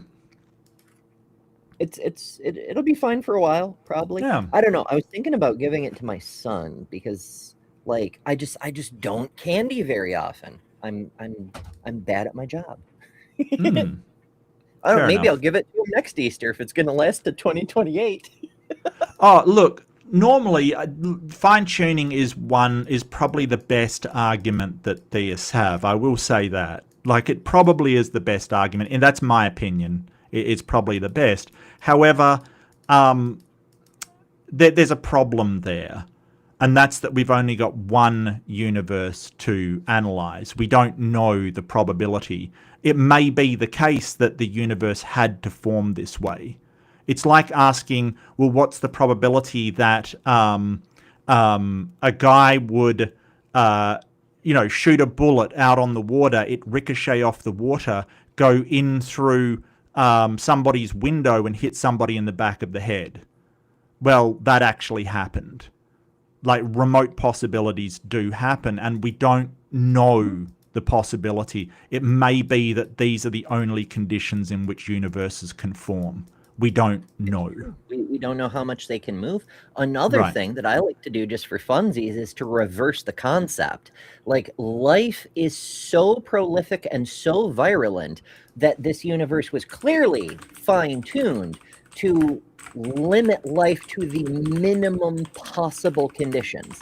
This is the worst universe for life, on purpose, to make sure we can only exist on part of this one tiny little planet in this one unremarkable middling solar system, in this one random region of the Milky Way's galaxy's distant outer arm, in a middle-of-the-road galaxy, way the fuck out in the Virgo cluster.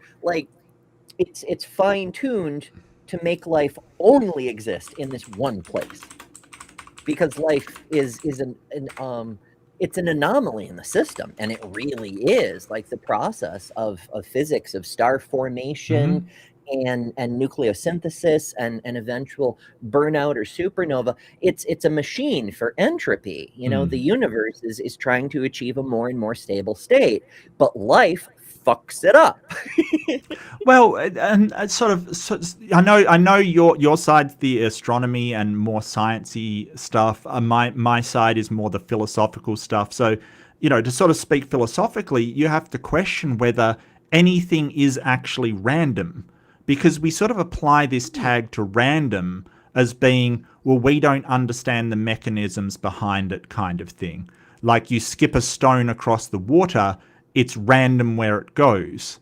But it is very much determined by the physics. And if we could understand enough about the physics, we could, build a bomb that will skip across the water and hit a dam in exactly the right place. Like it is actually deterministic.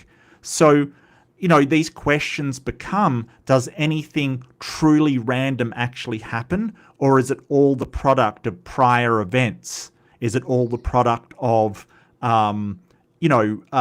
prior physical occurrences causing these things to happen? And I don't know. There seems to be some things that are truly random, like radioactive decay, which atoms will decay. It seems to be completely random. But so we don't know. But that's very sort of saying, I don't know, but it looks like there is very different than saying, no, there isn't because a God says there isn't, or, you know, there is because God allowed. You know, that doesn't explain anything. It doesn't solve anything. People have found the comfort. Let's accept that it may be comfort. But that doesn't prove it's wrong, Peter, to use your argument. The fact that Christianity brings comfort. Wow, it doesn't prove it's wrong. It doesn't prove it's right either. Holy crap. Holy crap. What do you say? I mean, the test is that people are happy and they're happy when they join Christianity. Oh, people are happy when they leave it as well. Often happier, but that's, qualia again. That doesn't prove it's wrong. It doesn't prove it's right either. And the burden of proof is on you, sir. When doing the testing, you're saying, hey, it shows this. This is a complete non sequitur. Like, this does not follow. Like, he's right. It doesn't show that it's wrong, but it doesn't show that it's right. And that was the test, to show that it's right. This guy's the worst. He's just the worst. I'd like Peter to keep talking when he's interrupted. That's what I would really like to see. Because he is not being allowed to finish his thoughts, and that sucks. That's terrible. And I will say, hey, the moderator is to blame for that. He should be going, well, let Peter finish his thought and then you go. But I mean, like, it's not just me, right? Like, Lennox is going on for ages. Peter just gets one less than one sentence out, and he gets interrupted, and then they're back to more nonsensical crap. Like, seriously. Right. We're not even talking about what science can explain. We're often John's rabbit holes about magic chocolate bunnies or whatever the fuck he's talking about. Yeah, and I really wish Peter, because I know he's a chemist. I know he understands the scientific methods, right? I know he does. That you've got to have falsifiability. You've got to have some way to prove it wrong. And Lennox has not answered that. Would it be that if people joined Christianity and weren't that happy, were just average, would that make it false? He would probably say no.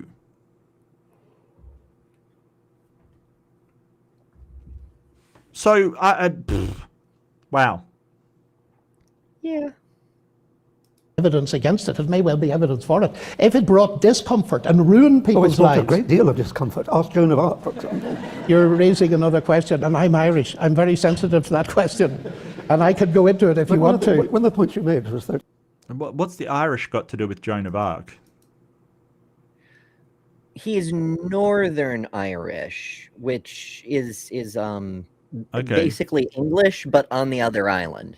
And well, I know that. They're born in Ireland. They're just as Irish. So he's sort of claiming to be English, sort of by extension of Ireland being part of the United Kingdom?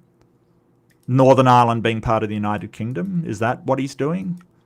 Something like that. But I believe Ireland was involved in that particular war. Oh, okay. Okay, well, I mean, it's been uncomfortable for a lot of people. Ask the Cathars how Christianity treated them. Oh, wait, they're all dead. All of them. They were wiped out. Yeah. So here's fun thing that popped up randomly. I searched Ireland and Joan of Arc, and I just learned about a cool new heroine. Well, she was quite some time ago. Born in 1866, this lady named Maud Gonne, and she was called the Irish Joan of Arc because she was very militant about Irish independence. Oh, okay. Yeah. Well, wasn't there a English leader that was it Boadicea, I think, Boudica maybe. She kicked the crap out of the Romans and went,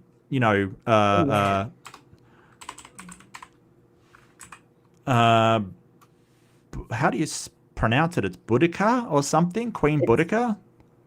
It's Gaelic, which is to say Irish, and therefore whatever. No, she was Iceni, so definitely from southern Britain. Okay. Fair enough. Yeah. So she'd be like probably what we might call Welsh today. Yeah, I think I remember a documentary on it. Boudica, yeah. She kind of kicked the crap out of the Romans, but they kind of, they sort of taunted her, or they made her overextend and lured her into one of their sort of formations in a trap kind of thing. And she was famous for chariots, basically. She did the chariot thing. Oh, were they iron chariots? Is that why the guy? Maybe. But the Romans, neither side was Christian, so presumably God, John Lennox's God wasn't involved on any point of it. So, yeah.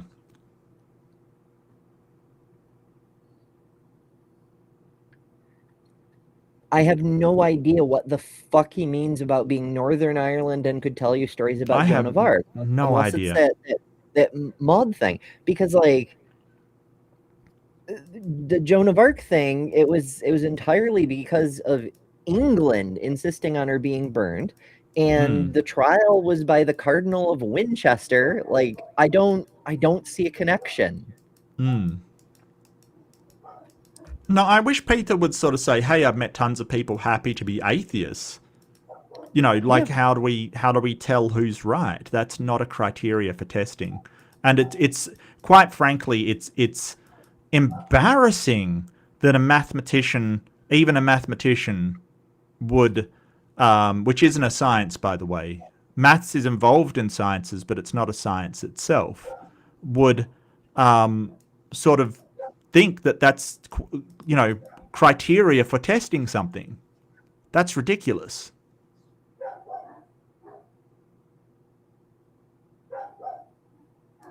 You're enthralled by the universe and the concept of God because you can see that it provides an explanation of the rationality of the universe. That's right. Now, in the book I just published last year, which you alluded to, where I talk about the origin of the laws of nature, which I think is kind of behind your comfort, as it were.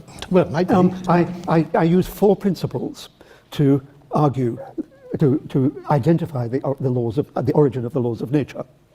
One principle is indolence, another is anarchy, and another is ignorance. Three principles. And I can show, and I do in that book, that those 3 principles are enough to account for the laws of nature as we have identified them. I don't need an agent behind it, unless that agent is infinitely indolent, is infinitely anarchic, or... So presumably these mean something in sort of, physics or chemistry, maybe that indolent, which usually sort of means lazy or the easiest, prone to following the easiest way, that, it seems like that, for instance, electricity will take the path of least resistance, right? It will take the easiest path to ground, basically. So understanding, Ohm's law and resistance, you know where it will go because it will find the easiest path, the path with the less resistance or less friction against it, basically, to put it a different way. I'm not sure ignorance. I'm not sure what he means by that, but presumably he's not talking about people here, for the laws of the universe. Yeah, people conflate laws, like laws of the universe, with our laws kind of thing. Oh, there must have been a lawgiver. No, that's not what we're talking about. They're two different things. I can break the law, right? I can go out and I can steal something. As a traditional Australian, I feel like I have to. But anyway, the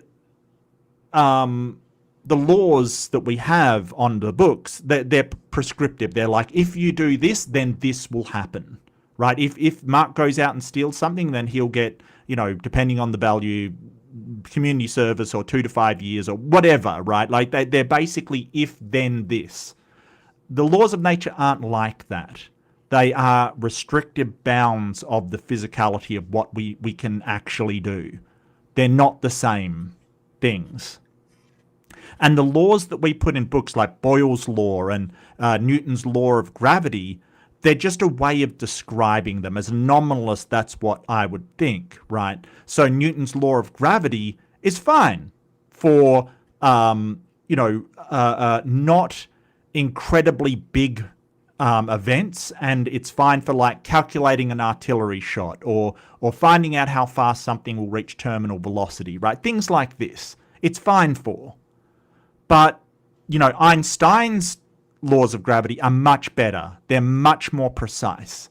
So when we're talking about the laws in a book, we're really just describing the physical actuality of how the universe behaves or operates or its structure. It's not actually like these are laws passed down by somebody saying, you shall not pass go, you shall not collect $200. That is not what they are. Right. Like if it were a man-made law, like a lawgiver kind of law, then you could transgress it. You could pass and collect $200, but within the law of nature, you just can't do it. Like it's not something you can break. Or if you do, you discover a different law. You're like, oops, that one was wrong. And those are cool things too.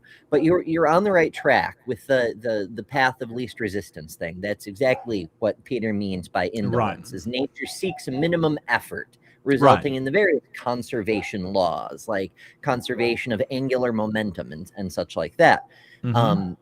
Similarly, the other two things he's referring to a more philosophical approach, and he's using anthropocentric terminology to kind of make it stick better for the audience. Like anarchy, he doesn't mean there's like a move to abolish all governments. He means that everything that can happen does happen. The principle leads to the paths of least time in optics. Light takes a straight path because of destructive interference. Quantum mechanics, all possible behaviors are considered.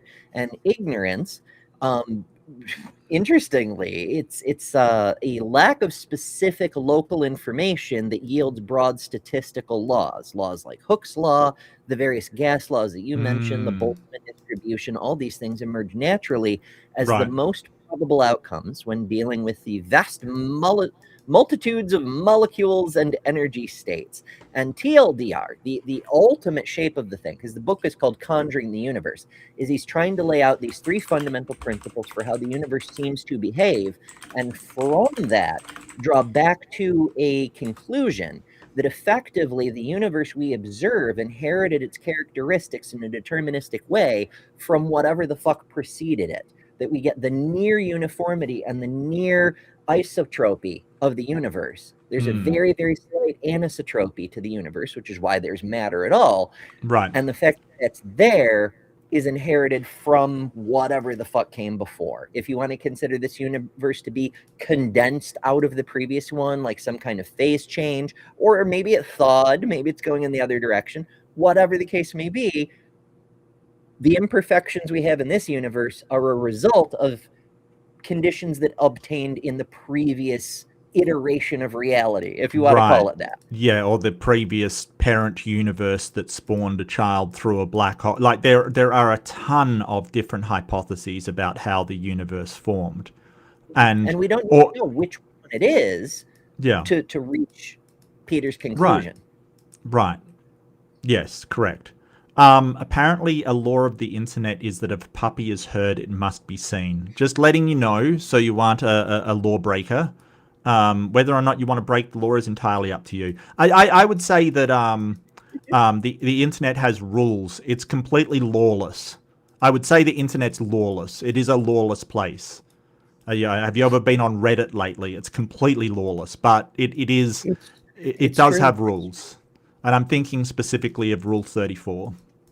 And if Oh, you no. don't know what that is, congratulations.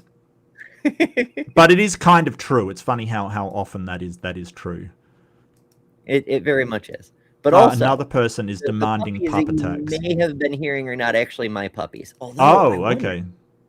Yeah, they're my housemates' puppies, but I think I can't bring them in because like my door is closed and I have to go get to it, and also they don't get off the bed unless they're it's not important. But I may actually have a video, a very short video of them.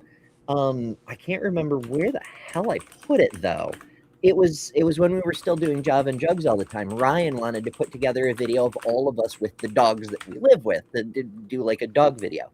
And I don't know, maybe I can find the dog video, but I have like a 5 or 6 second clip of me playing with the dogs because one of them is a Great Dane and he kept shoving me out of the frame. So 5 or 6 seconds was all I could get in one go. No, I saw the cutest puppy, Jack Russell, the other day. They're so cute. So cute. Hell yeah. Mm. We loves the puppies. All right, let me see. I may have, oh geez, where would it be? It was way back. I don't know. I'll look for it and oh nope, I found it. Hold on. I was just about to say I'll look for it in the background and then we'll get to it. And I just freaking found it. All right, let me open it in a thing, and then I will do the share screen thing. Okay. I don't know if there's any sound on this thing, but what the hell?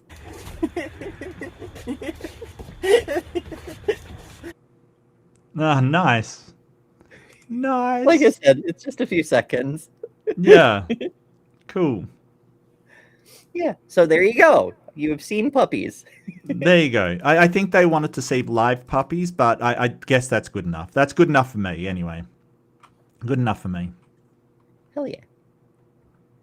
Is infinitely ignorant, which I don't think you would describe qualities, those qualities to your God. So I don't need a God to account for this world. We obviously don't have time to go into the fullness of what you wrote in that book, but the phrase that really... Yeah, I don't want to go into the fullness of what you wrote in that book. Sure. But he's pointing out that you can explain the natural laws just fine without a God, that there are these principles. And if you want to say, well, you've got to show any of these hypotheses are true about the natural laws, well, then you've got to show your God hypothesis to be true as well. Like, you know, if you want to account for stuff, we can account all day long. It's not what we claim to know, it's what we can show you actually know. I think Aaron Ra used to sort of say, if you can't show it, you don't know it. And I kind of really like that statement, because if you can't demonstrate what you know, you claiming you know it is kind of pointless. Struck me from the book was this, you said on a few occasions, nothing rolled over into something. That was the way in which the universe, which is clearly something, came from nothing. Now this was referenced by you earlier, John. Well, it sounds like nonsense to me.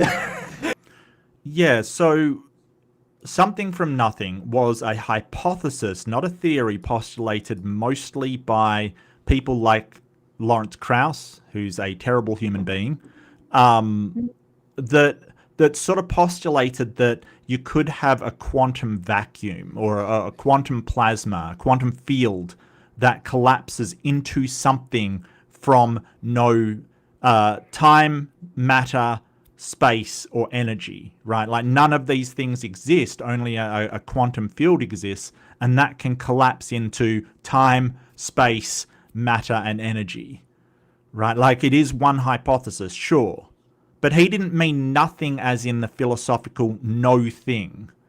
Because, you know, as Tracy Harris pointed out, like, why are you talking about nothing like it's something? because that's not what these physicists are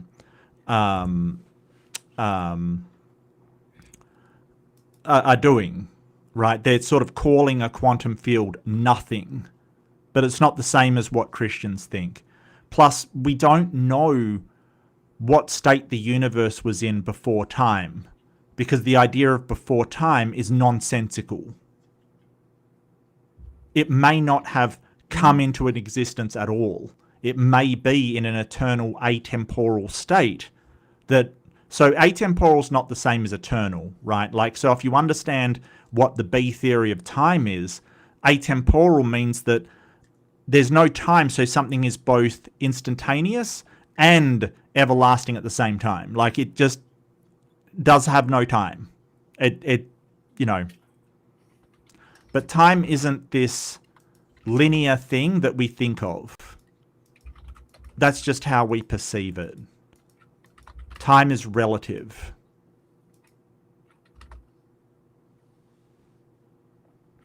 And you know, Peter, what do you mean by nothing in that context? I mean the absence of space-time. Or do you mean what we most of us mean, the absence? Yep, the absence of space-time, and therefore by extension, energy and any matter. Right? No space-time. Yeah. That's nothing. It doesn't mean there is literally no thing. It's just a word to describe a state. Absence of anything. That's what I mean what I said. Okay, right. Well, I'm very interested in nothing. In fact, I give lectures on nothing these days. Yeah. And I had the opportunity to enter a discussion like this in the Harvard MIT Faculty Club.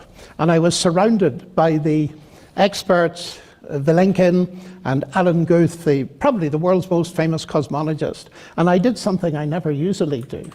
I said I'd like to ask the first question of Alan Guth, who's the father of the theory of inflation and all this kind of stuff. A very friendly discussion. So I said, Alan, look, there's much ado about nothing. And I want to ask you a question. When you, as a cosmologist, use the word nothing, do you mean what all the rest of us mean as absence of anything? He said, No. No, they don't. No, they use it in physics to describe, and this is common of words, okay? This is a common thing that happens with words. There'll be a colloquial word, and there'll be a more precise word, the same word that means something precise in science. So you have a theory. Colloquially, it's like, yeah, I've got this guess, or I've got this, I've got this idea, or, I have a theory about this. It's just, you believe something, or you have something you're offering. In science, it is the highest graduation of any idea that has survived falsification and therefore has sort of been set as the standard for that field or that subject. Right? So germ theory of disease, theory of gravity, evolutionary theory, they have been set as the standard for our knowledge. So it means something different. And that's true of words everywhere. Like, they mean different things in different contexts. Mm-hmm.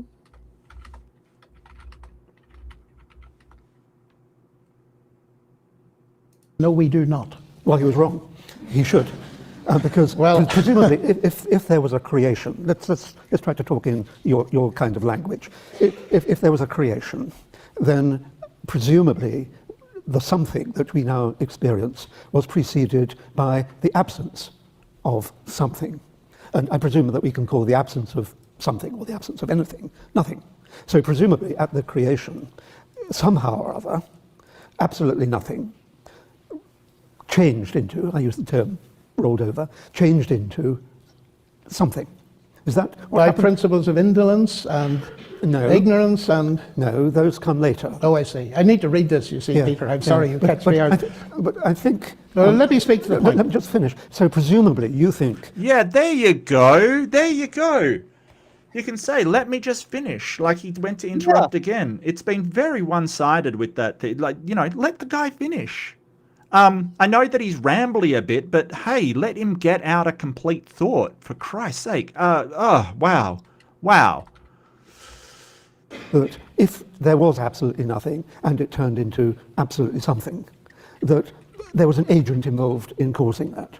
Is that the creation? I wouldn't quite put it that way. How would you I put would it? say that Well, historically, the Christian church has believed in exactly that. Creation ex nihilo. Right? That is the Latin term for creation out of nothing. So there's nothing except God, and he creates something out of that nothing. Right? That's basically what they claim. And it's like, well, you're still having a creation out of nothing. You're just saying that a God did it.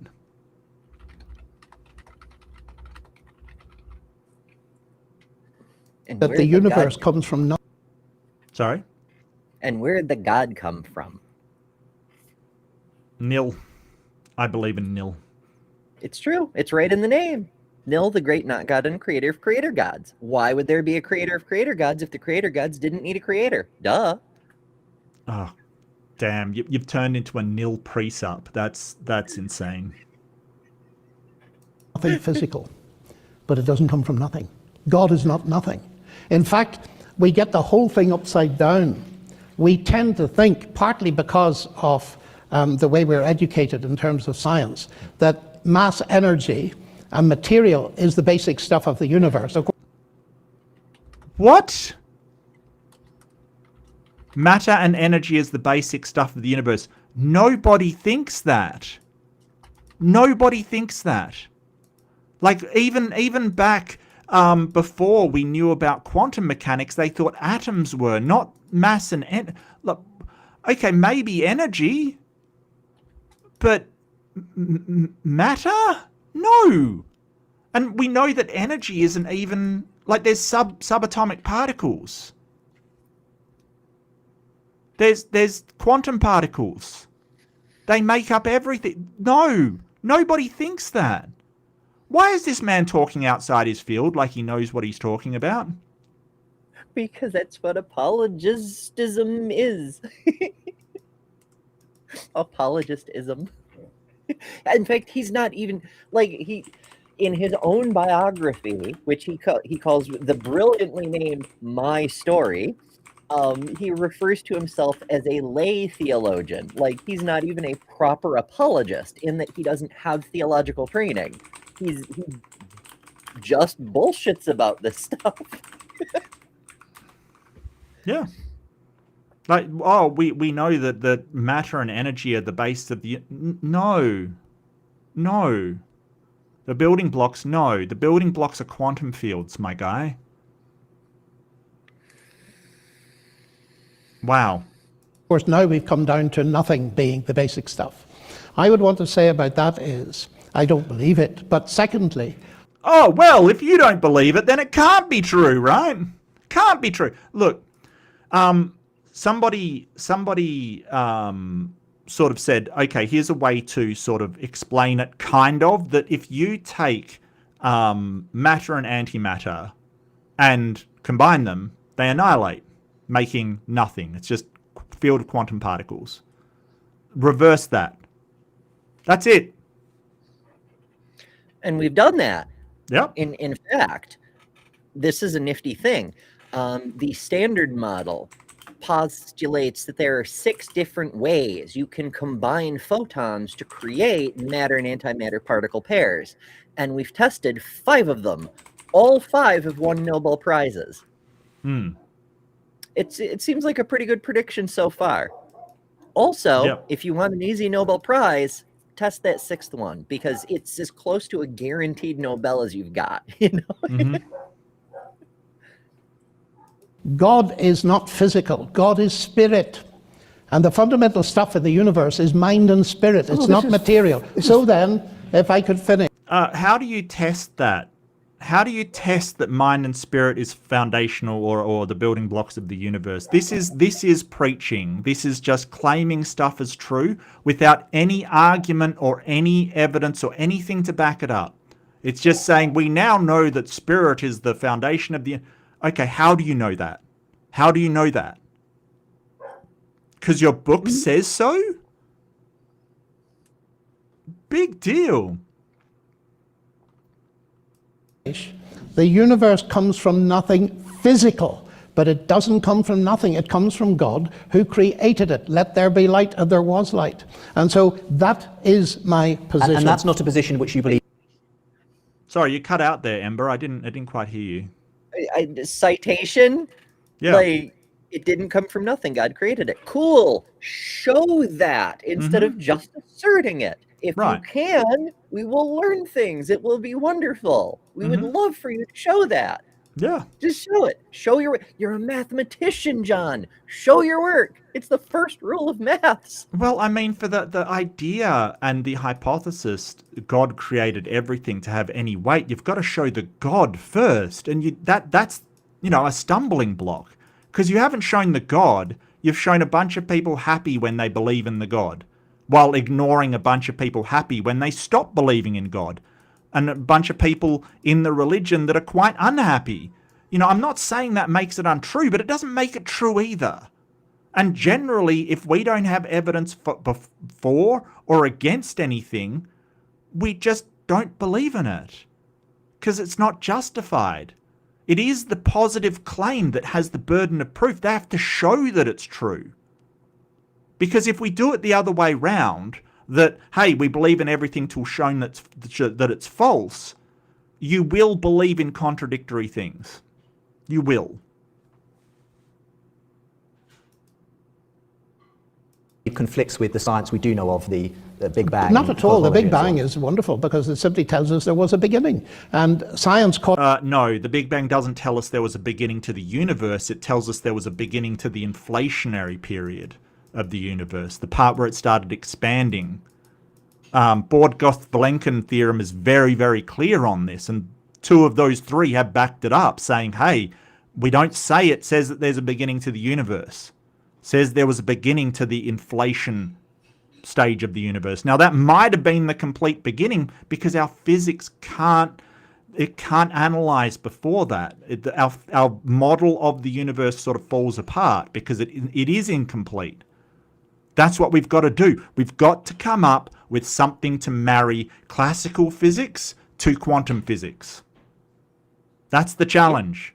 Because when the universe is that tiny, in that pre-inflationary instant, not even an instant, honestly, calling it an instant is like calling a second an eon. It's a crazy small amount of time. But in that brief period, the universe is so small that quantum effects rule everything. And so we need to figure this. This is Newton's physics. His relativity had gaps. We knew there were gaps. He knew it didn't properly explain the orbit of Mercury. We were aware of the potholes. Yep. This is a pothole in Einstein's relativity. Right. And whatever comes along next, one of the ways we'll be able to test it is to see how it does with that. Yes. So these are what we do in science. We make a model. The model is accurate for a certain level of accuracy. It is the best understanding that we have. And then we continually test it to see if it fails or if there's something better, and then find out why it failed, and then make another theory based upon why it failed.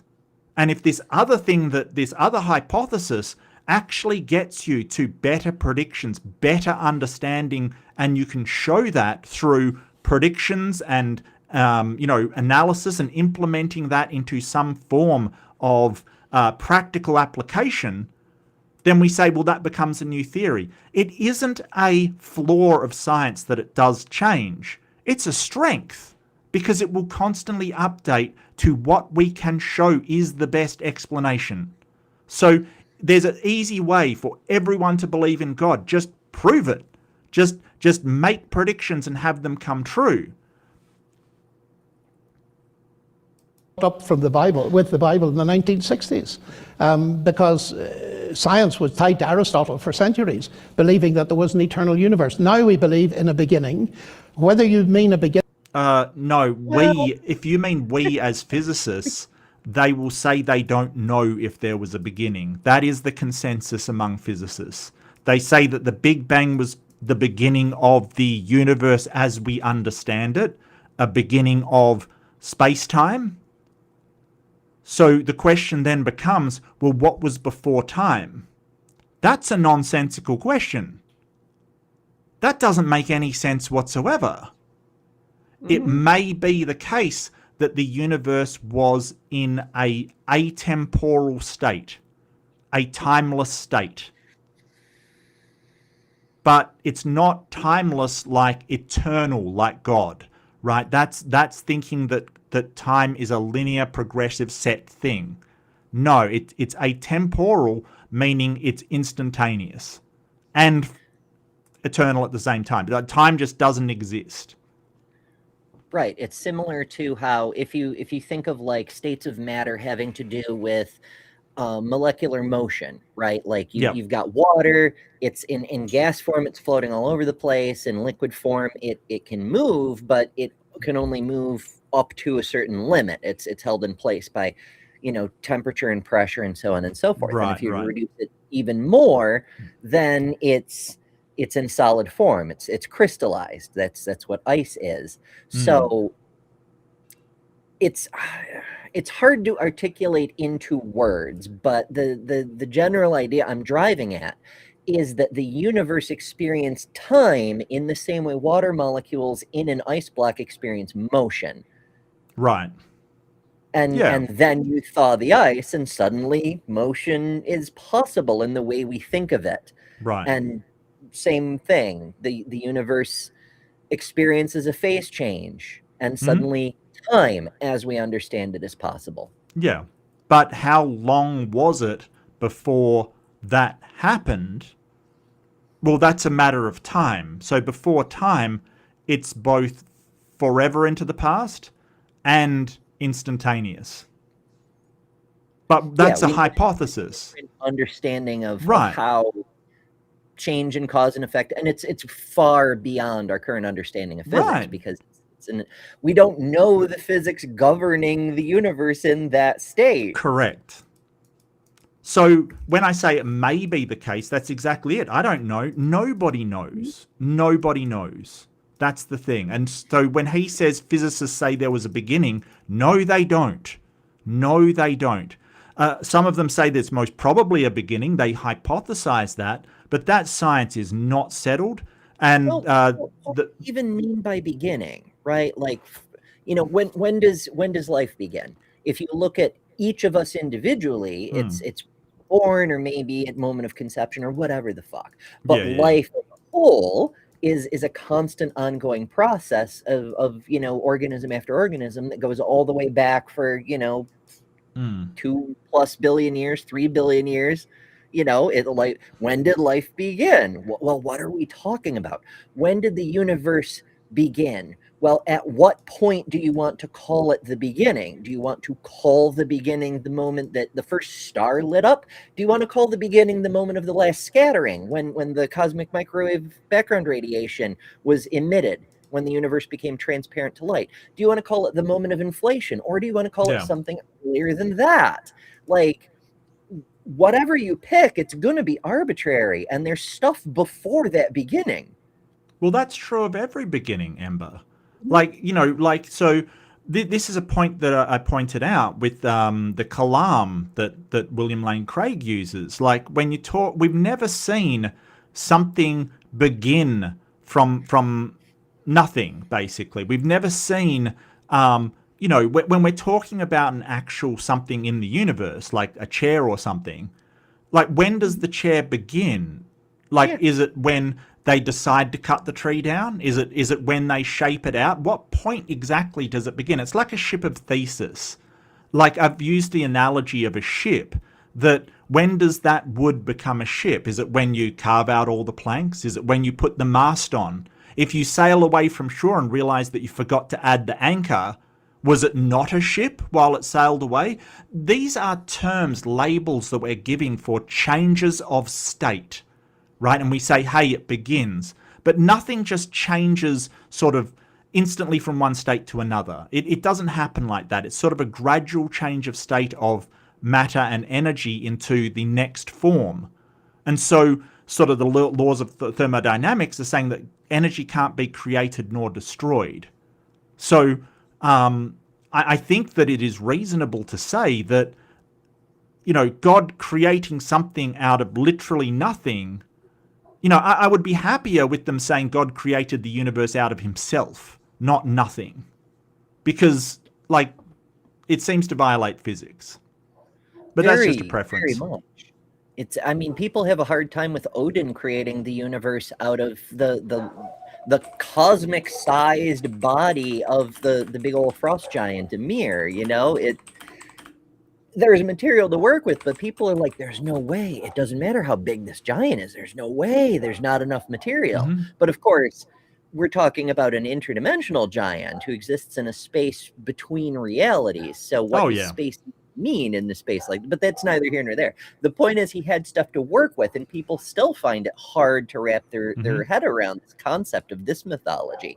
So here you've got another god who's not even doing that. He's a fascist god. He's just declaring things. Let there be light. Let the waters be separated from the waters. All that stuff.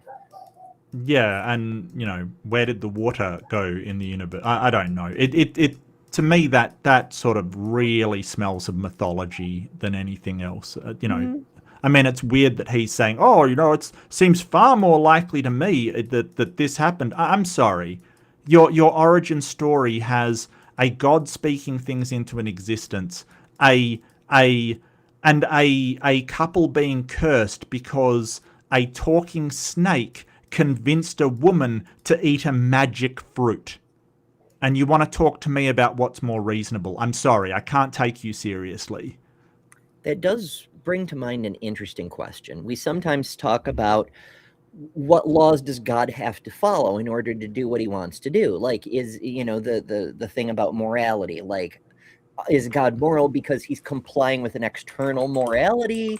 If so, why do we call him God? That sort of thing. But when you want to talk about the Genesis creation story, how he's speaking things into being, what language is he speaking? Who created it? Like, where for him to create, to use his magic powers to create, he has to invoke them in a specific way by casting a spell, by creating an enchantment. He has to speak the words, meaning there's a different power that dictated the rules by which creation must proceed. So even this version of the story, where we've annexed and amalgamated and otherwise erased all the other gods that were in the older versions of the same legend, there's still semblances of other higher powers that this god has to obey. And that's kind of interesting. Yeah. Of the multiverse or the universe, it doesn't really matter, because the latest mathematical theorems by Guth, the man I just mentioned, Vilenkin and Borde, say that there is an absolute beginning. No, they didn't. And two, Guth and Vilenkin have both come out and said, no, our theory does not address a beginning to the universe. It addresses the beginning to the expansion period of the universe. Both of them have said that. Right, and Borde's dead, so he doesn't have an opinion either way. So like what you are saying is categorically wrong. This is why William Lane Craig isn't using the BGV anymore. Right, Borde Guth Blanken is the best theory we have on the start of the expansion point of the universe. It's the best theory on the Big Bang we have, right? And a lot of people took it to mean that that's the beginning of the universe. But categorically, they have said it's not. It's not saying that that's when the universe begins. It's sort of 1 Planck second, which is an infinitely tiny amount of time after the presumed beginning of the universe, because at that point our physics breaks down. We cannot analyze whether there is a beginning or not. And both Guth and Vilenkin have both said no. So this is a guy talking outside his field, and even William Lane Craig knows not to bring that in, because he's been disparate. You say that against Sean Carroll, you're going to be embarrassed. which is really fun. I don't know. I like to envision this concept, and maybe it's because I was obsessed with the cosmic microwave background for a while. One of the books that I wrote early on was going in depth on the Big Bang, and so I put a lot of effort into studying the CMB, and it reminds me of the old commercials for dish soaps, specifically Dawn dish soap, the soap that they use on like waterfowl and such, as caught in oil spills. And if you ever have a sink full of grease and the grease floats to the top and you have that speckled water that looks sort of like the CMB, and you put one drop of Dawn into the sink, as it hits the surface, it like lightning expands outward real quick. That always made me think of the expansion of the universe. Like, we had this CMB looking pile of grease, which was the matter and energy, and then a drop of dish soap hit the universe, and it expanded outward faster than the speed of light, but also within the keeping of the rules of the physics of how grease interacts with the surface of the water, and all. It's fascinating to me. Anyway. I'm very strange, though.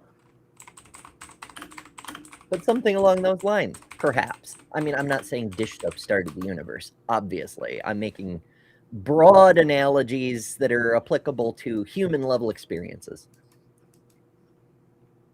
Yeah, and you know, it's a great way to describe it. It's kind of helpful to describe and completely inaccurate at the same time. That's the thing. We do that with a lot of stuff. Like, we describe gravity as putting a bowling ball on a sheet kind of thing, and that's the mass drawing thing. You know, useful for explaining it, not really accurate. But that's how we have to understand things. That's what we do. That's what we do in everything.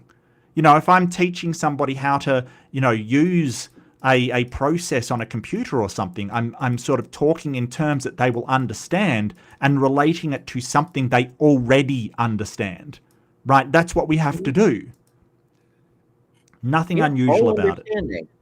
All understanding, everything you know and can comprehend, is built on previous understandings. Like, everything we know is from analogy based on previous direct experience. And it goes all the way back to early childhood, when we first started to understand, you know, mama and dada and so forth. And other things. Like, we would hear the adult refer to a certain object with a certain name. Cookie or milk or juice or refrigerator or whatever. And we started to associate those things. Like, we built on experience by way of analogy and drew conclusions, and we weren't always correct, and that's what education is for, is to correct us when we get it wrong, as well as give us new connections. But it's all connections. Everything in your brain today, you learned in exactly the same way, by connection to what you already understand. Right. So the Bible has said it for centuries. Now, I think you're willing to grant this idea of an absolute beginning, Peter, but for you... Cautiously. I mean, it could be that time is circular, and that we're just seeing a few billion years and it looks straight. But I'm prepared to accept that... Yeah, so what he's talking about is cyclic universe, that maybe that the universe contracts into something and then re-explodes or something else. There's a lot of different hypotheses. The question is why we should accept the God one. You know, like, multiverse, right? Like that there's a whole bunch of bubbles of universes and they're popping into and out of existence, you know, and sitting in quantum fields or whatever. Like, there's a lot of different hypotheses on that. But I don't believe it is true because, well, the math works for it, but that doesn't mean that it's true. It's like if something's logically consistent, it doesn't mean that it's true. It's logically consistent that I could be in the kitchen right now, but that is not in fact true, right? We've got to stop saying something's logical, so therefore it must be true, because that doesn't make truth.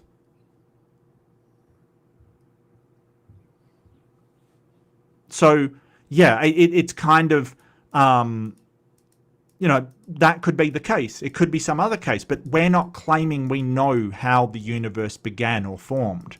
We're not claiming that. The Christians and the theists are making the claim that it was a God that did it, but they refuse or cannot provide any evidence for that. So Yep, how do they know? yeah, it's just bald assertion. And if you come to that level, if you're just going to make assertions, everybody else has assertions too. So now, as I so often say, from an outside perspective, here's me, an atheist. I'm happy to believe in the first God that you can demonstrate is true. But until then, I'm presented with claims about this Jesus fella and claims about this Muhammad fella and claims about this Buddha fella and all these other fellas. And from where I sit, they all look equally plausible or Right. implausible, if I'm going to be frank about it. So which, if any, should I believe and why?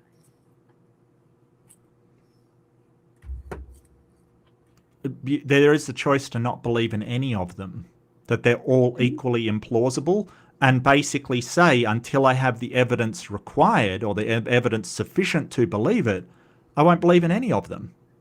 Like this is the sort of the false dichotomy or the false choice that you're given by theists. Like, which God are you going to believe in? I'm sorry, there's something missing there. Are you going to believe in a God at all? If none of them have evidence, then I'll wait for the evidence. And I think more to that, it's not even a choice whether I'd believe in a God if I was given sufficient evidence. I would have no choice, right? It's like if somebody presents me with evidence that, my house has been burgled. It's not like I make a choice to believe it or not. It's like, oh, well, I want to believe that, or I don't want. No, you have no choice in whether you believe something that you've been presented sufficient evidence for. But, So, apparently random. theists have access to the all-powerful master of the universe, and they can't show a shred of evidence for a God. Very strange, indeed. It's totally random. A little tangent on my part. Okay. His interpretations. Marin recently had John Cohen over on our channel, and John, he's been building an audience because he's got a book coming out called Unconvinced. I think it's out later this year. And he started building an audience to promote the book, but now apparently he's really good at building an audience. So now that's a whole separate thing. But that's why it started, is to build the book, to promo the book. And his premise is basically that you cannot choose to be convinced. And Right. in response, because I'm me and I have to be a jerk that way, I said, well, I choose to not be convinced by your premise. Well, okay, so here's where it gets interesting, because what you're talking about is what's it called in philosophy? Doxastic voluntarism. Yes, doxasticism, right? Like, so it's basically doxastic voluntarism or non-voluntarism. It basically means, is it voluntary that you believe in something or non-voluntary? I think that in a way, and the way that the brain works, that we kind of can convince ourselves, right? Like, we can actually sort of get one side of your brain to convince the other. So you can get the which is it, the left side, which has all the imagination. No, it's the right side, which has all the imaginative sort of things. I think you can convince your entire brain that you believe something when you don't. Like, I think you can be convinced by people or yourself, but I don't think you can choose that, like make a conscious choice to believe in something. Like, if you know something to be false, like if you've seen, somebody jump and reach a net in basketball, can you just choose not to believe that they can't reach that net? I don't think you can. I know. So that it starts to get into psychology, because we know gaslighting is a thing. Like, people can sure, yeah, brainwash you into disagreeing with your own experiences, yes, and thinking something's wrong with your memory, something wrong with your brain. We also know it's possible for people to brainwash themselves, yes, under certain circumstances. If you do that, does it count as convincing yourself of something in that fashion? Well, I think that if you do that, I don't think it's really a choice. I don't think it's really a conscious choice. It may be a subconscious thing, right? Like it may be because the brain doesn't work like it's just one person. It's kind of five weasels in a trench coat kind of thing. It kind of, you can have opposing thoughts. You can argue with yourself, like it is the case. And especially with split brain patients, patients that have had the connections between both hemispheres of their brain split. And it gets wild when you're considering split brain patients. The corpus callosum is split, which is all the connections between the two sides. Basically, the right side has to write down because the left side operates the mouth and talking, basically. So one side has to write, but what they did, because one side of the brain controls the opposite eye and vice versa, they showed one side a hammer and one side a saw. He said it was a hammer while his hand drew a saw, and then both sides agreed it was the same thing. Right? It was the same image. And both of them swore by writing, yes, it is the same image, and saying, yeah, it is the same image. But one drew a saw and one said, oh, it's a hammer. Right? And there's evil hand syndrome. Have you ever heard about that? Oh yes. It's terrifying because like we get this idea that like part of our body behaving seemingly on its own is terrifying. But to me, what's terrifying is the equal probability of being the consciousness that's in the locked inside. Right. Well, they're not really, I mean, they are kind of locked in, but they can still move and express themselves and do things that they want. Like try to murder you with an evil hand. Right. So just for the audience, evil hand syndrome is the same thing. It arises in people that have had the corpus callosum split, and their brains are in two separate hemispheres. Now, one side has control over the left side, one has the opposite has control over the right side. So left controls right, right controls left. There have been cases where people with that condition, their right side has wanted to do something, and the left side, which is controlling the other parts of the body, isn't doing it. And their hand has physically attacked them. It is... And there has been incidents where the left side has been an atheist and the right side has been a theist.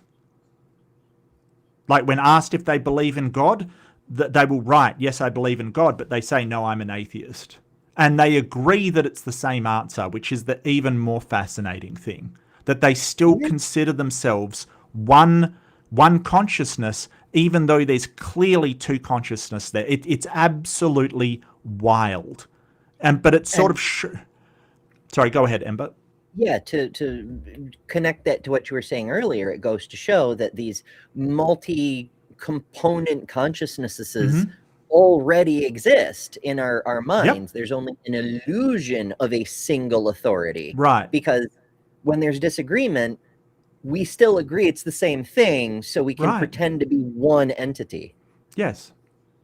Which is just incredible and fascinating and, just wacky and weird.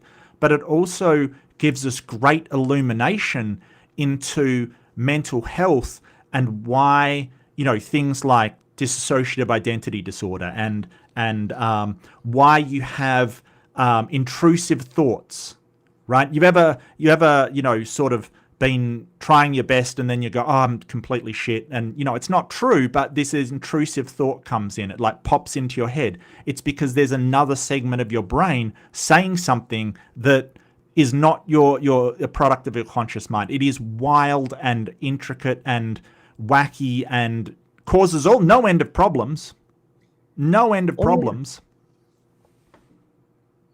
And if you do suffer with intrusive thoughts, I do have a bit of wisdom on that one from certain recent experiences. The reason an intrusive thought bugs you so much is because it's ego dystonic, meaning it goes against your sense of self, your core values, your being, your understanding of who you are. If you start having horrible thoughts like you should cut off all your fingers or toss a baby in the oven or something that you consider to be evil, the reason it affects you so much is because it is opposite to your nature. So it's not that you're a bad person for having thoughts like that. They affect you so much. They make you feel so disturbed because you're not that kind of person. And sometimes knowing that can help. Yeah. But understanding that, hey, you've got facets to your like things are going to pop into your head that you don't expect, and it's okay. It's completely normal, right? Like absolutely normal to have some weird thought pop into your head, and it's coming from some random part of your brain that's brought it up. It's okay. It doesn't mean that you're crazy. You're absolutely normal. That is completely normal. Completely normal. That might well have been the beginning. But your view is that prior, well, if you can speak of being prior. How do you have prior to time? What's this guy's name again? Justin Brierley. Justin Brierley. How do you have, like, prior, and then he realized how dumb that is? But prior to time, how do you have prior without time? There was nothing and the something came from nothing. Obviously, many people will say that sounds like a contradiction in terms. Well, since we've got something and originally there was nothing, then I think it must be true that nothing turned into something. But what you've got to be very careful about is... It's not a question of nothing turning into something. It's a question of a... could you not interrupt? Like, seriously, this guy, I swear. He's terrible. It's terrible. He just keeps interrupting him. Like, just let him finish the sentence. What, you've got to be really careful. It's like, dude, he's in the middle of a sentence. Like, seriously. This is annoying me. Moderator. Oh, if only there was a moderator to stop this kind of nonsense. Yeah. Wow. You see, what science does is to simplify questions till they get to the point that they stand open, perhaps, to being answered.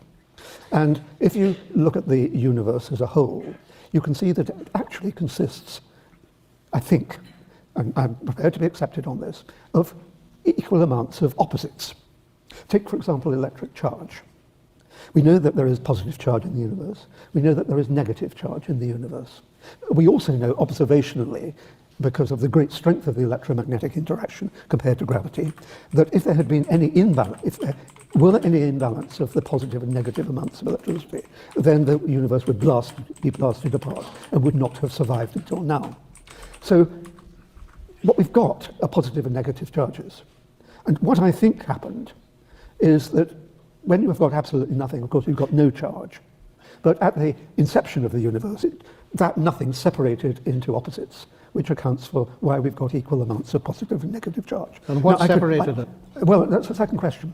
I knew he was going to go there. Yeah, what separated it? He's thinking, what separated the waters from the waters, Peter? It's Genesis, isn't it?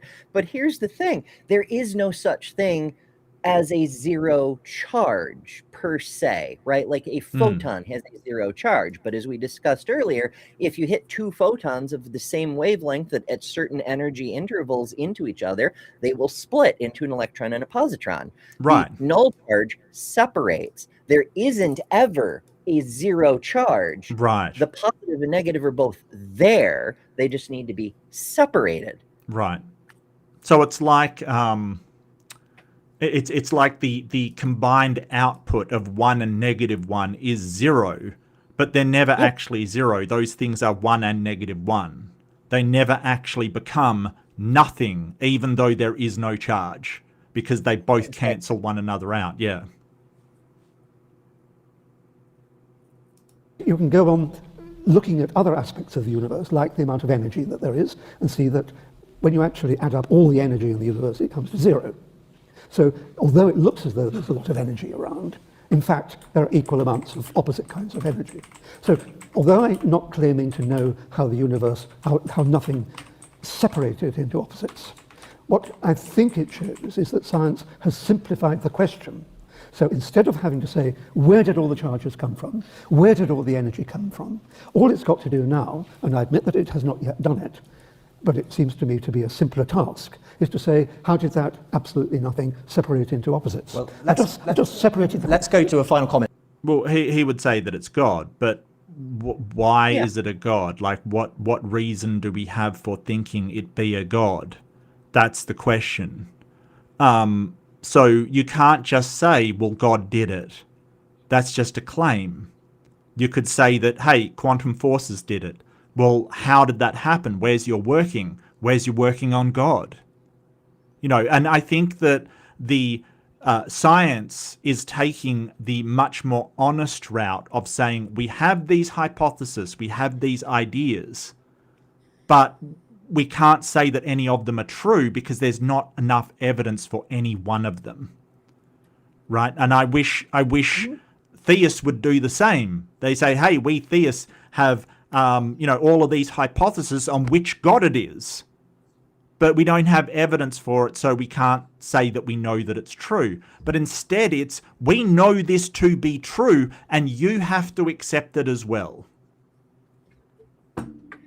There's a certain weird reasonability to the theistic mindset when it comes to the intersection of mythology and science. And I have some insight here because in high school, I got this idea that it might be possible to reconcile science and religion. And I realized every philosopher ever has had this thought, but I was in high school, so it was the first time it had occurred to me. And working through it, I came across the problem of abiogenesis. I said, okay, obviously we have evolution. That's beyond question at this point, but we don't know how life began. So why couldn't it be that God reached his finger down and zapped a primordial puddle of goo and caused the first single-celled life form to emerge? Why not? Well, there's a problem there from a scientific perspective. Why not is not a positive testable hypothesis. Right. It's just because it seems a sensible way to resolve this conflict doesn't mean it's true. Ultimately, it's an argument of incredulity, is what it boils down to. I didn't know the term at the time, because even though I did take debate class, we didn't get into the actual formal logic stuff in the debate class, weirdly enough. Public schools in the US are not great. But now I understand, just because we don't have an answer to something doesn't mean it's a good idea, or is even what's the term? It's not reasonable to just plug something in there for an unknown and say, well, if we don't know, then God could have done it, and therefore God did do it. No, bestie, no. It could have been aliens. It could be panspermia. It could be all kinds of things. But Well, also, as we've learned more and more and more and more and more about early evolution and about what we sometimes call chemical evolution, the things we've been picking up in the last few decades about nucleobases on asteroids and comets and so forth, it seems less and less likely that you need a God to reach down and spark that first puddle of goo. It seems like you just need molecules that already exist in abundance all over the universe to just encounter each other, and it starts a cascading chain reaction that eventually results in self-replicating molecules that make errors, and sometimes the errors increase function, and gradually over a long period of time it builds up and builds up, and the molecules start working with other molecules. And I mean, we've talked about it in another video, so I won't get into a great deal of detail here,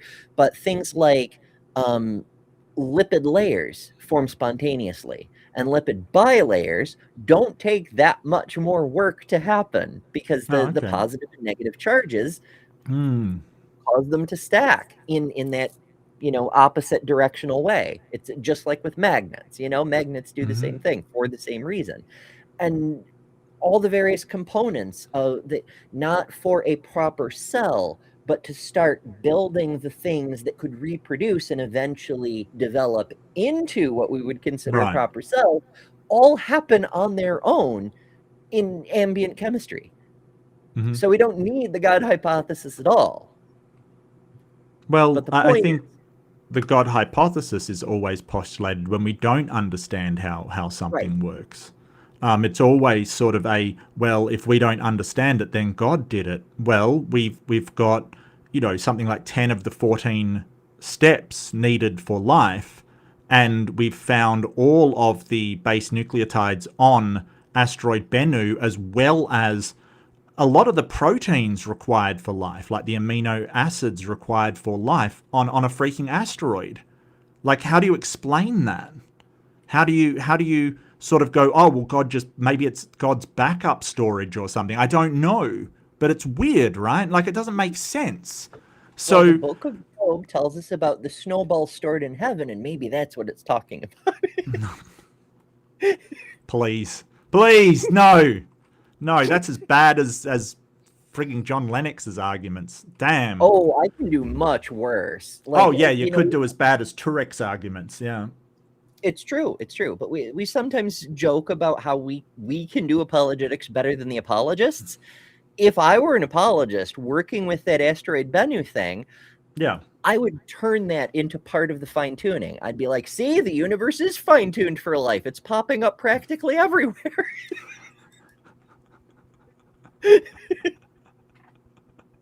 On freaking space rocks. Oh, that is so good.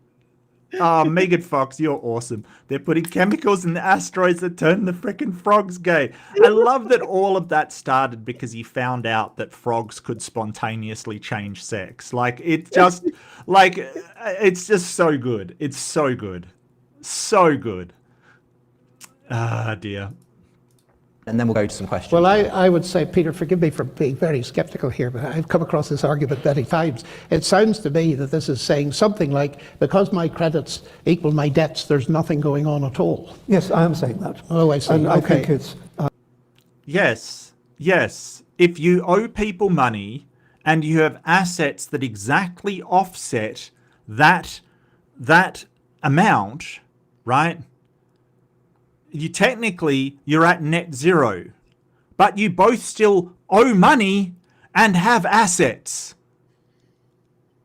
Why did he just give an example that shows it is an exact analogy for what he's talking about?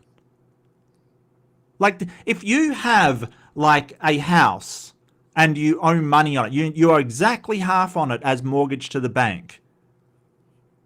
Does that house, because you're at net zero, like if you add them up, the asset versus the debit, or the credit versus the debit, you have exactly zero. Does that mean your house doesn't exist?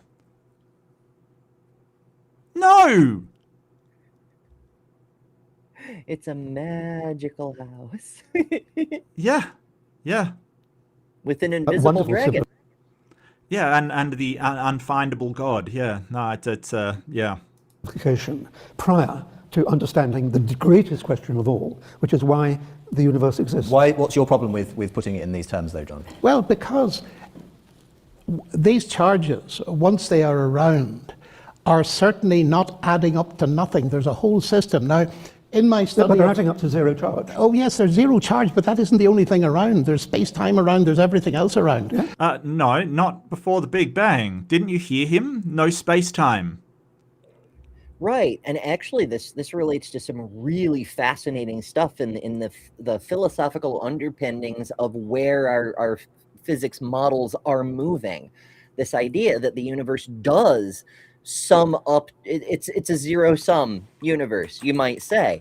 But here's the thing, we know all the coolest stuff in reality is emergent properties. So if you start with nothing and you split it into positive and negative, and by nothing I mean the colloquial sense of nothing, details. We talked about that earlier. But you split it into positive and negative, and then you start building stuff with it, because the cool thing is the positive and the negative will only negate each other if they're exactly matched. If you take a big positive and a little negative, it won't subtract a little of the positive and leave you with a smaller positive and no negative. It doesn't work that way. It has to be the same way the photons that collide, that split to become electrons and positrons have to be the same frequency. They have to match wavelength or they'll just pass right through each other. Right. Same thing in matter form, right? So you can Mhm. have negatives and positives interact, which is how we get atoms and whatnot. And then Yep. they start to have properties. And we still don't fully understand why atoms have the properties they do. Why Right. does adding a proton make a thing behave differently? Mhm. Even if it's, got the same number of electrons, whatever. There's Yes. so much to this. But TLDR, all the coolest stuff, human consciousness, biodiversity, the fact ecosystems even work, that planets exist, that stars burn, all of this stuff is emergent properties that's only possible when we took nothing and split it in half. And by we, I mean the universe, because we're part of the universe, so I get to count it. It's fine. Mhm. So it's not just that it's a zero sum, it's that there is a distinction between positive and negative, and then layer upon layer upon layer upon layer of emergent properties, and those are still adding up. Yeah. And it's very interesting to see where it's going to go next. Well, time only existed once something. Yeah, our colloquial version of time, but space-time isn't that. And like, there is no such thing as time. It's not independent from space, which is weird and wild, and so they're intrinsically linked. It is sort of just one thing, space-time, right? So any mass will change time relative to other parts in space. Any mass, right, will change how that time behaves. So the more mass you have or closer to, the slower time will behave relative to anywhere else that doesn't have that mass. And the weirder thing is that if you start to move through space, time will also slow relative to anywhere else. But it's not one consistent thing everywhere. Time isn't independent from space. It is the same thing, space-time. It is both, like, time is a dimension of space.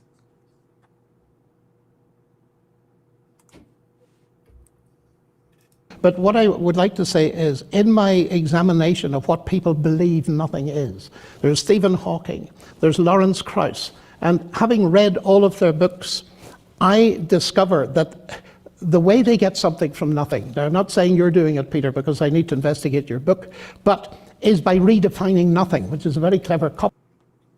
No, they're not redefining it. No, look, words don't have definition. I keep saying this. Words don't have set definitions. They have usages.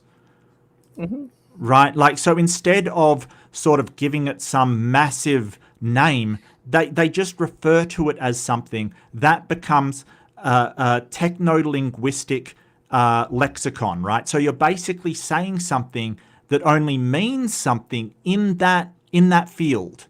Right? So when I talk about networking, right, you might think, oh, you're talking about meeting people and making connections and stuff. That is one usage of the word. And it might be, if I was in a conversation, that, you could take it as that. But when I talk about networking, it is the connection of independent computer systems over some sort of medium, right? You're connecting up independent or standalone systems, right? So it's computer networking. That's what it's known as in the field. No one says system networking or computer networking, or, they just call it networking, right? Someone who programs will call it coding. But if you're in a medical field and you go, it's coding, someone's going to go, oh, someone's like, lost respiration or lost heartbeat or something. These words in different fields, because if somebody loses heartbeat, they will say they're coding. I don't even know why they say that, but that's what they say. Oh, well. Oh, you know? Okay. Yeah, double tangent. Yes, when a person flatlines, they call a code because there's a code that you put out on the PA, Yep. like, code blue because the person's turning blue. Every hospital has a different set of codes, but everywhere you go, when a person flatlines, they say call a code. So that's why they say coding. So it would be like, originally it was sort of, people that encoded encrypted messages and things like spy work. It would be like him saying, well, programmers took this word and changed the definition. No, it's just a usage, you idiot. Like, it just is a different usage. It's like saying, well, people took theory and changed it into just something they have a hypothesis about. No, it's just a different usage. I don't understand why somebody wouldn't understand this. It's wild to me. What's even more fascinating is another interesting tidbit about John Lennox. And one of the things that legitimately does make him actually kind of smart is he speaks 5.5 languages. The half language is Hebrew. He hasn't quite finished learning it despite studying since the 1980s. But he's got Russian, German, French. I forget the others off the top of my head. But, like, he should know this. Right. Absolutely. It's actually wild. It's why we have different definitions in the dictionary, because what the dictionary is actually doing is it is describing usages that exist in the world. It's not giving a hard definition for things. It's just showing how people use it, like the definition of how people use it. That's all. So when physicists refer to nothing and it's not a philosophical no thing whatsoever, it's fine as long as they understand the context and the usage that they're using it in. And if you come in saying, well, you're trying to redefine it. No, they're just using that word for something that you refuse to acknowledge is used for that in that field. It's ridiculous. It's absolutely ridiculous. Quote. Lawrence Krauss, on about page 5 of his book, A Universe from Nothing, says this: because something is physical, nothing must be physical, especially if you define it as the absence of something. Well, that's sheer nonsense. Yeah, I think that's nonsense. Oh, that's great. Well, we've got some agreement. Oh, that's very good. Well, yeah, I mean, I can see where the problems lie in that. I think that's from a physicalist or a materialist perspective. Sure. I think that Lawrence Krauss's book is probably the main reason why these people keep getting what they mean by nothing wrong. I think it is a problem. But yeah. Yeah, but it was intentional the entire time. It was a troll to get the believers all worked up, and it worked. Yep. But also, it got it. Well, I don't think it was. I mean, believers getting worked up was a secondary. It kind of, the main goal was to sell books, and so Yes. it was appealing to atheists because it, was a universe from nothing. It stirred up theists, and they went on a big rampage and got a lot of attention on it. And that's what he wanted. That's what he wanted. And it's sort of, it's kind of a disservice to the rest of us who are like, well, you really should be specific. But I understand if you've got to sell books, you come up with a title that is sort of, controversial. Dr. Kip would never do that. Let's go to some questions. Sorry? never. Never, because Dr. Kip has written no books. It's true. It's been such fun actually being in the middle of this conversation, but we've had. Yeah, maybe you should be less in the middle and more like even to people, but anyway. A lot of questions texted in, so we really must get to a few of them. What I'll do. Okay, well, probably skip the questions. We usually do skip the questions unless we know there is something absolutely fantastic in the questions. So, what did you think overall? What are your thoughts as of this point? Far be it from me to accuse others of going off on tangents, but they seem to have left the topic of discussion far behind. It's tangentially related. I get you. Yes, I think in a debate you should allow sort of a bit of leeway where it comes to something tangentially related before it goes into off topic. Like I think that the reason why that was okay was the topic is so broad, right? Like if you're saying, can science explain everything? Well, everything's on the table, right? Like literally everything is in the proposition. So are you really going off topic when you talk about anything? Right, fair. If the topic is everything, that actually sounds like a show that I used to produce, but that's neither here nor there. Okay. I wonder though, if we wanted to narrow it down to something a bit more specific, can science explain God? Because God is part of everything. I don't know how you would do that one, because a non-believer would say no, and a believer would say no. So I don't know. I mean, maybe there's some believers who think that with enough scientific knowledge we can explain God, but I've never met one. So yeah, that would be a very difficult debate to get, right?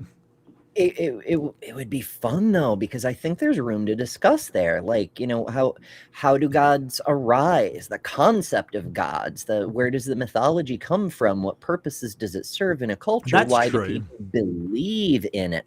There may be some science to this. Right. Well, if you're talking about, like, if you're taking God as a concept, like the concept of God, like from sort of basic animism, thinking there is agency to natural events and volcanoes and trees and badgers and stuff, to polytheism or sort of spiritualism, to polytheism, to monotheism. Yeah, absolutely. You could make case for that. So yeah, maybe you're right. Maybe that would be a fascinating debate. But there would definitely, I would imagine there'd be a lot of talking past one another, because one person's talking about the concept of God and our sort of belief in God, and the other one's talking about a magic man who, curses people for picking up sticks on the wrong day. Those two things are not, you're not arguing about the same thing. Yeah, very, very, very much so. I suppose there'd have to be a considerable portion of the talk would be like establishing boundaries of the scope of the talk. Yeah, sure. Could be less fun. Sure. But I don't know. Could be less fun, yeah. Well, I think it would devolve into a, does God actually exist, or is it a concept? It really would start to devolve into that question, which could be fun in and of itself. So I think that's not a bad idea. I think also that with this one, what made me absolutely amazed was Lennox's, I've got a test for God. And it, like, I don't know what kind of test, like the test was Jesus said this thing and people are happy that they converted to Christianity. It's like he doesn't know what a test is. It's so weird. I don't know. I mean, mathematicians, they really deal with proofs and not, testing kind of thing, not like scientific testing. Like I said, maths is sort of foundational for a lot of different scientific fields, but it isn't a science itself.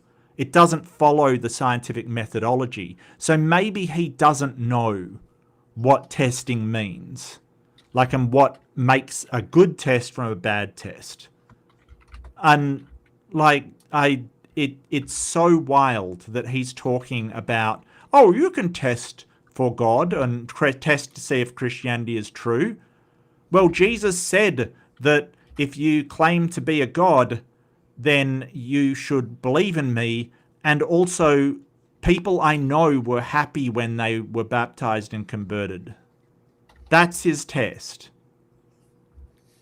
And it's a bit of a problem, because anybody's going to quickly realize if you're not happy to be converted, you're not going to go be converted.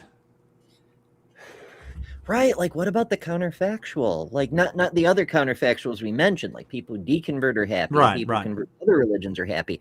But what about people who are forced to convert and are very unhappy? Like when the Crusaders come to town and they're like, kneel or die, Yeah. Or even the person at the Thanksgiving table who doesn't want an argument, so they say, yeah, Mum, I'm still going to church, I absolutely believe. Are they happy to be a Christian? No. They feel obliged, or else, some people have to tell their parents they're Christian and not atheist, or else they will get kicked out onto the streets. Some young people, this happens to them. Are they happy as Christian? No, they're not. They're miserable. But, I would say always go with what's safest for you, even if that means, lying to your parents, because, it absolutely sucks. But, first off, we want to ensure the safety of our brothers and sisters rather than just, it's great to stand on principle. You can't eat principle. I'm sorry. So, yeah, it's just, be safe. But it's sort of a counterfactual to John's sort of, well, everybody that joins Christianity is happy. I don't think he even said everybody. It's just, he knows some people. I know a guy. I know. Well, I know a guy too. What? So we're even. Like, really, that was the seminal point of the debate, where he had nothing. He had literally nothing. He had people are happy and Jesus said a thing. Or he doesn't even know that Jesus said a thing, right? Yeah, He just, a book says that Jesus said a thing. Wow. Incredible. Amaze. Yeah, and then he got the Borg-Guth-Blinken theory incorrect as well. Like, it's just... all the time. I mean, I don't know how many times I've caught him. He'll be like, well, I had a conversation with someone and this is what they said. And I look it up and that's not what they said. It's not even close to what they said. Yeah. Like, if you don't remember what the person said, don't say they said it, John. Fuck. And I will point out that it would be absolutely trivial for an omnipotent, omniscient, omnibenevolent God to present a falsifiability criteria to their representatives and pass it easily. Like, and a lot of the times they ask, well, what would convince you? Nothing would convince you. Would, the stars writing, Mark, I am God, believe in me in the sky, would that convince you? Well, it'd be better evidence than what you've got. It's true. It would go a long way. If everybody saw it, I would probably take that as very strong evidence. Now, I'd have to investigate and see if, somebody slipped us something, if somebody's playing with my thing. But yeah, that's really good evidence. But It's why is it? Body problem.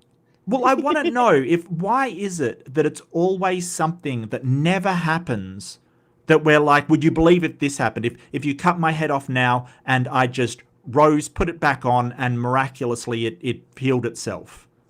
That would be really good evidence, but it doesn't happen. That's the problem. Like, so... If it did happen, I believe something happened, but how do you connect that to your specific mythology and not a different magic? Like, cool. Something wonderful happened, but what's the explanation? But, upon investigation, if a book that you're reading or something happens where it just scribbles out, I am Yahweh, believe in me, I did it, like, that would be really good evidence. Like, this is the thing. It would be way better evidence than what we get, which is have faith and believe and trust Bible. That would be way better evidence. I wouldn't say that I'd automatically be convinced. I'd have to investigate, but it is certainly better than just what you've got. And a God would know that. A God would 100% know that. That, hey, a book that was written over 2,000 years ago, in most, 2,000 to 4,000 years ago, and, the feelings of some people and just the natural world around us is not going to convince anybody. A God would know that. But for some reason, I know what's a more convincing case than this God. And I know you don't think it's a convincing case, because if another religion says exactly the same thing, like this Quran has been around and it has miraculous, you don't believe it. Weird. Yeah. Double standards, perhaps. Something. Dark side, you just want to sin, I guess. Yeah, I just feel like people should maintain intellectual consistency and apply the same standard to everything they believe, which is why I don't go, hey, I know that there's a multiverse. For the same reason I don't go, I know there's a God. It's because I don't have any evidence for that. or sufficient evidence to justify that belief. I'm not claiming to know where the universe came from. It could be a God. I'm not ruling it out, but there is literally no reason to believe it at all. I mean, just like everything else in the universe, things seem to come from previous things. Like the universe that exists right now came from the universe that existed 5 minutes ago, which was significantly different, not just in size, but in smaller, overall energy density, and there's a bunch of different characteristics and traits that go into that. And of course, 5 minutes ago is also a relative statement because I'm talking about here on Earth. But in, like we were talking about earlier, the flow of time changes speed depending on local gravity and acceleration. So what does 5 minutes even mean? But if you go back and back and back, what each point depends on the previous iterations. And so if you go all the way back to inflation, it's a pretty safe bet that inflation happening depended on previous conditions. Previous state of the universe, Oh, I love it, Beck. God is just some inattentive universal technician who inadvertently hit the wrong button and started an entropic meltdown event. You know what? I remember reading about a tribe in Africa that believed that, I think it was Ethiopia, that believed that their God vomited forth the world. Like they accidentally threw up and that became the world. And I love it because that would absolutely explain why the state of the world is how it is. It's all mold growing on vomit, but it's divine vomit. But it's divine vomit, yeah. Do you ever wonder why the world's a shitty place? Well, I have a story for you, and it does not involve a talking snake. God got really drunk, you see, like really drunk, and, had a bit too much. And that's where we all come from. That's got just as much evidence as the God of the Bible. Just as much evidence. Yeah, and we know God's love to drink. I mean, hell, even Jesus was turning water into wine. Is God an alcoholic? Do we need an intervention for God? It would certainly explain why the insane mood swings in the Old and the New Testament, like why he's vengeful and angry and then loves everybody in the next second. I think God's a horrific drunk. Like one moment he's like, I'm vengeance, and the next thing, I'm love all of you. It's like, wow, yeah. God needs to go to AA. And maybe that's why he liked Noah so much, because don't forget, Noah would get horrendously drunk. Maybe Noah was God's drinking bud. I've cracked the code. We've cracked the code, Ember. That's why one day, just randomly, 500 years old, and God's like, you know what? No, one of these days, I'm just gonna flood everything. Yeah. Fuck it all. No, I'm sick of this. Get to the boat, Noah. I'll give you a plan. You take the boat. Take 2 of every animal, but 7 of the other ones, because, man, I'm be hungry later. We're going to need some sacrifices, Bessie. Right. We're going to need some kebabs. I mean, sacrifices. Priorities. Yeah. I this debate, that I really think that Peter did a really shitty job. I think that he's used to probably, Oxford and academia debates where they are like really heavily moderated, very, very structured. And this was more just a, let's face it, it was a promotional talk for John Lennox. Let's face it, that's what it was. And I mean, the moderator knew the assignment. It's, make John look as good as possible. That was so biased, it's just insane. Like, John Lennox would talk, and then Peter Atkins would say one, half a sentence, like 5 words, and then he'd cut him off, and the moderator would go, well, more about that, John Lennox, even though he didn't get to complete his thought. More about what you're saying. Come on, dude, seriously? You've got to at least try to look unbiased. Holy crap. Justin Brierly. Well, he did get better. A little better. A little bit, yeah. Yeah. The Ben Shapiro, Alex O'Connor. Yes. He was the moderator for that one too. Although on the flip side, both Ben and Alex much more intelligent and Yes. much more interested in coming off as well-mannered. Possibly, yes. Yeah, probably, yes. Yeah. And I think that probably, I mean, Shapiro, Alex O'Connor is always very well mannered, and he is very interesting in the way that he lets people dig themselves into the hole. Like, he will let them go on because, if somebody is saying something that's completely wrong, why bother to jump in and correct them? Why not just hold that and then correct them afterwards? And then, you've basically let them sort of dig their own hole. Ben Shapiro, I think that he's probably seen enough of O'Connor debates to realize that O'Connor's not going to let him just interrupt him. Right? O'Connor's very good at saying, no, let me finish my thought and get this out there. And usually, Alex O'Connor is pretty succinct. He doesn't waffle on for a long time. Which is nice, yes. Yeah.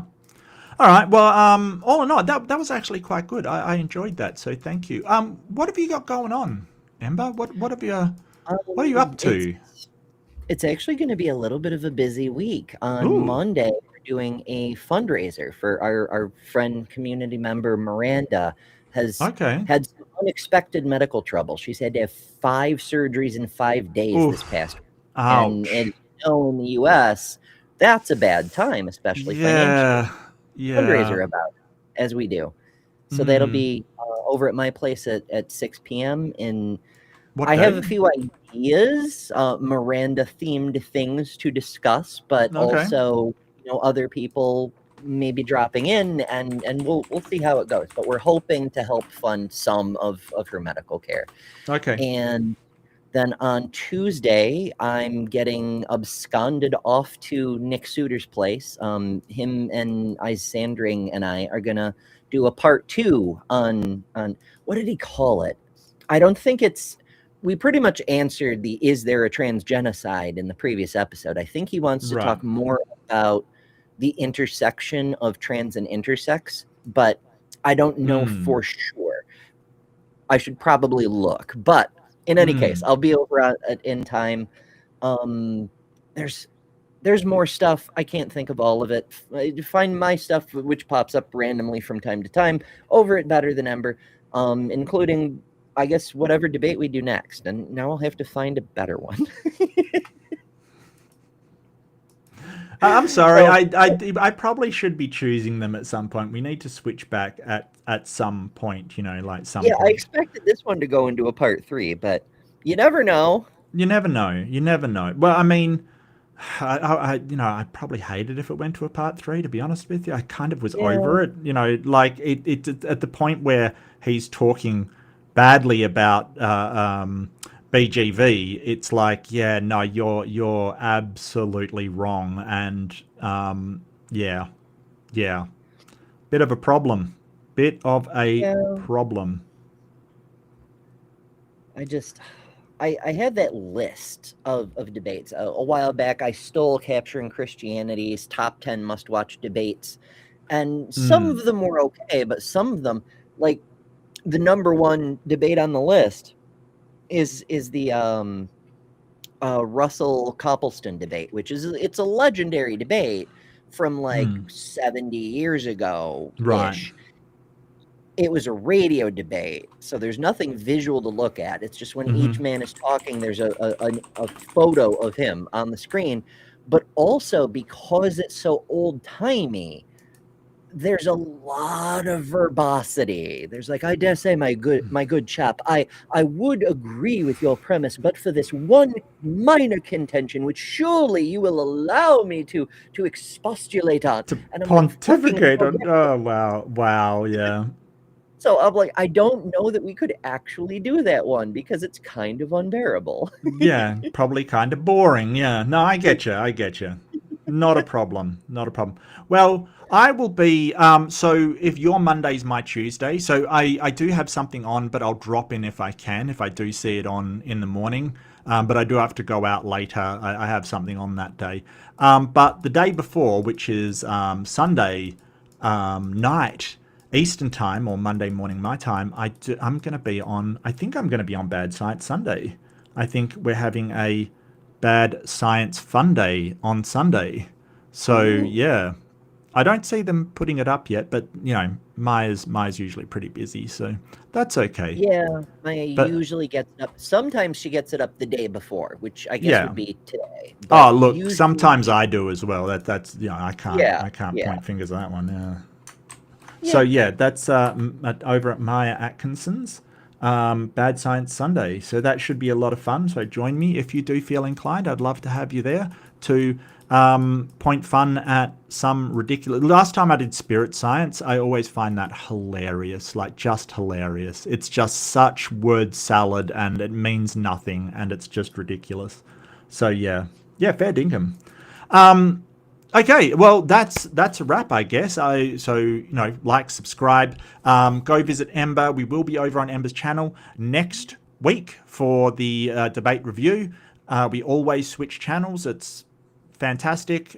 We get different perspectives, different people, but do come along because it will be the same two of us doing our thing, and it's always a lot of fun. Don't forget, be kind to yourself.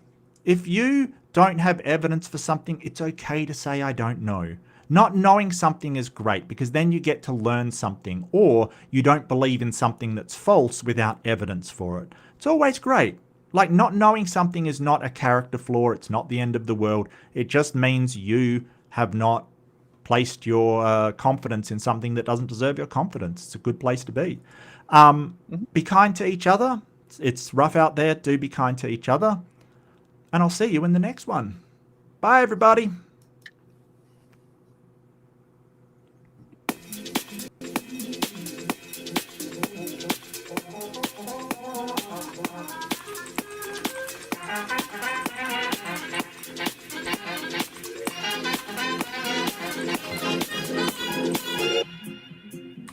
To what new horizons can we look now? Where are tomorrow's opportunities? The frontiers of the future are not on any map. But now, what's ahead of us?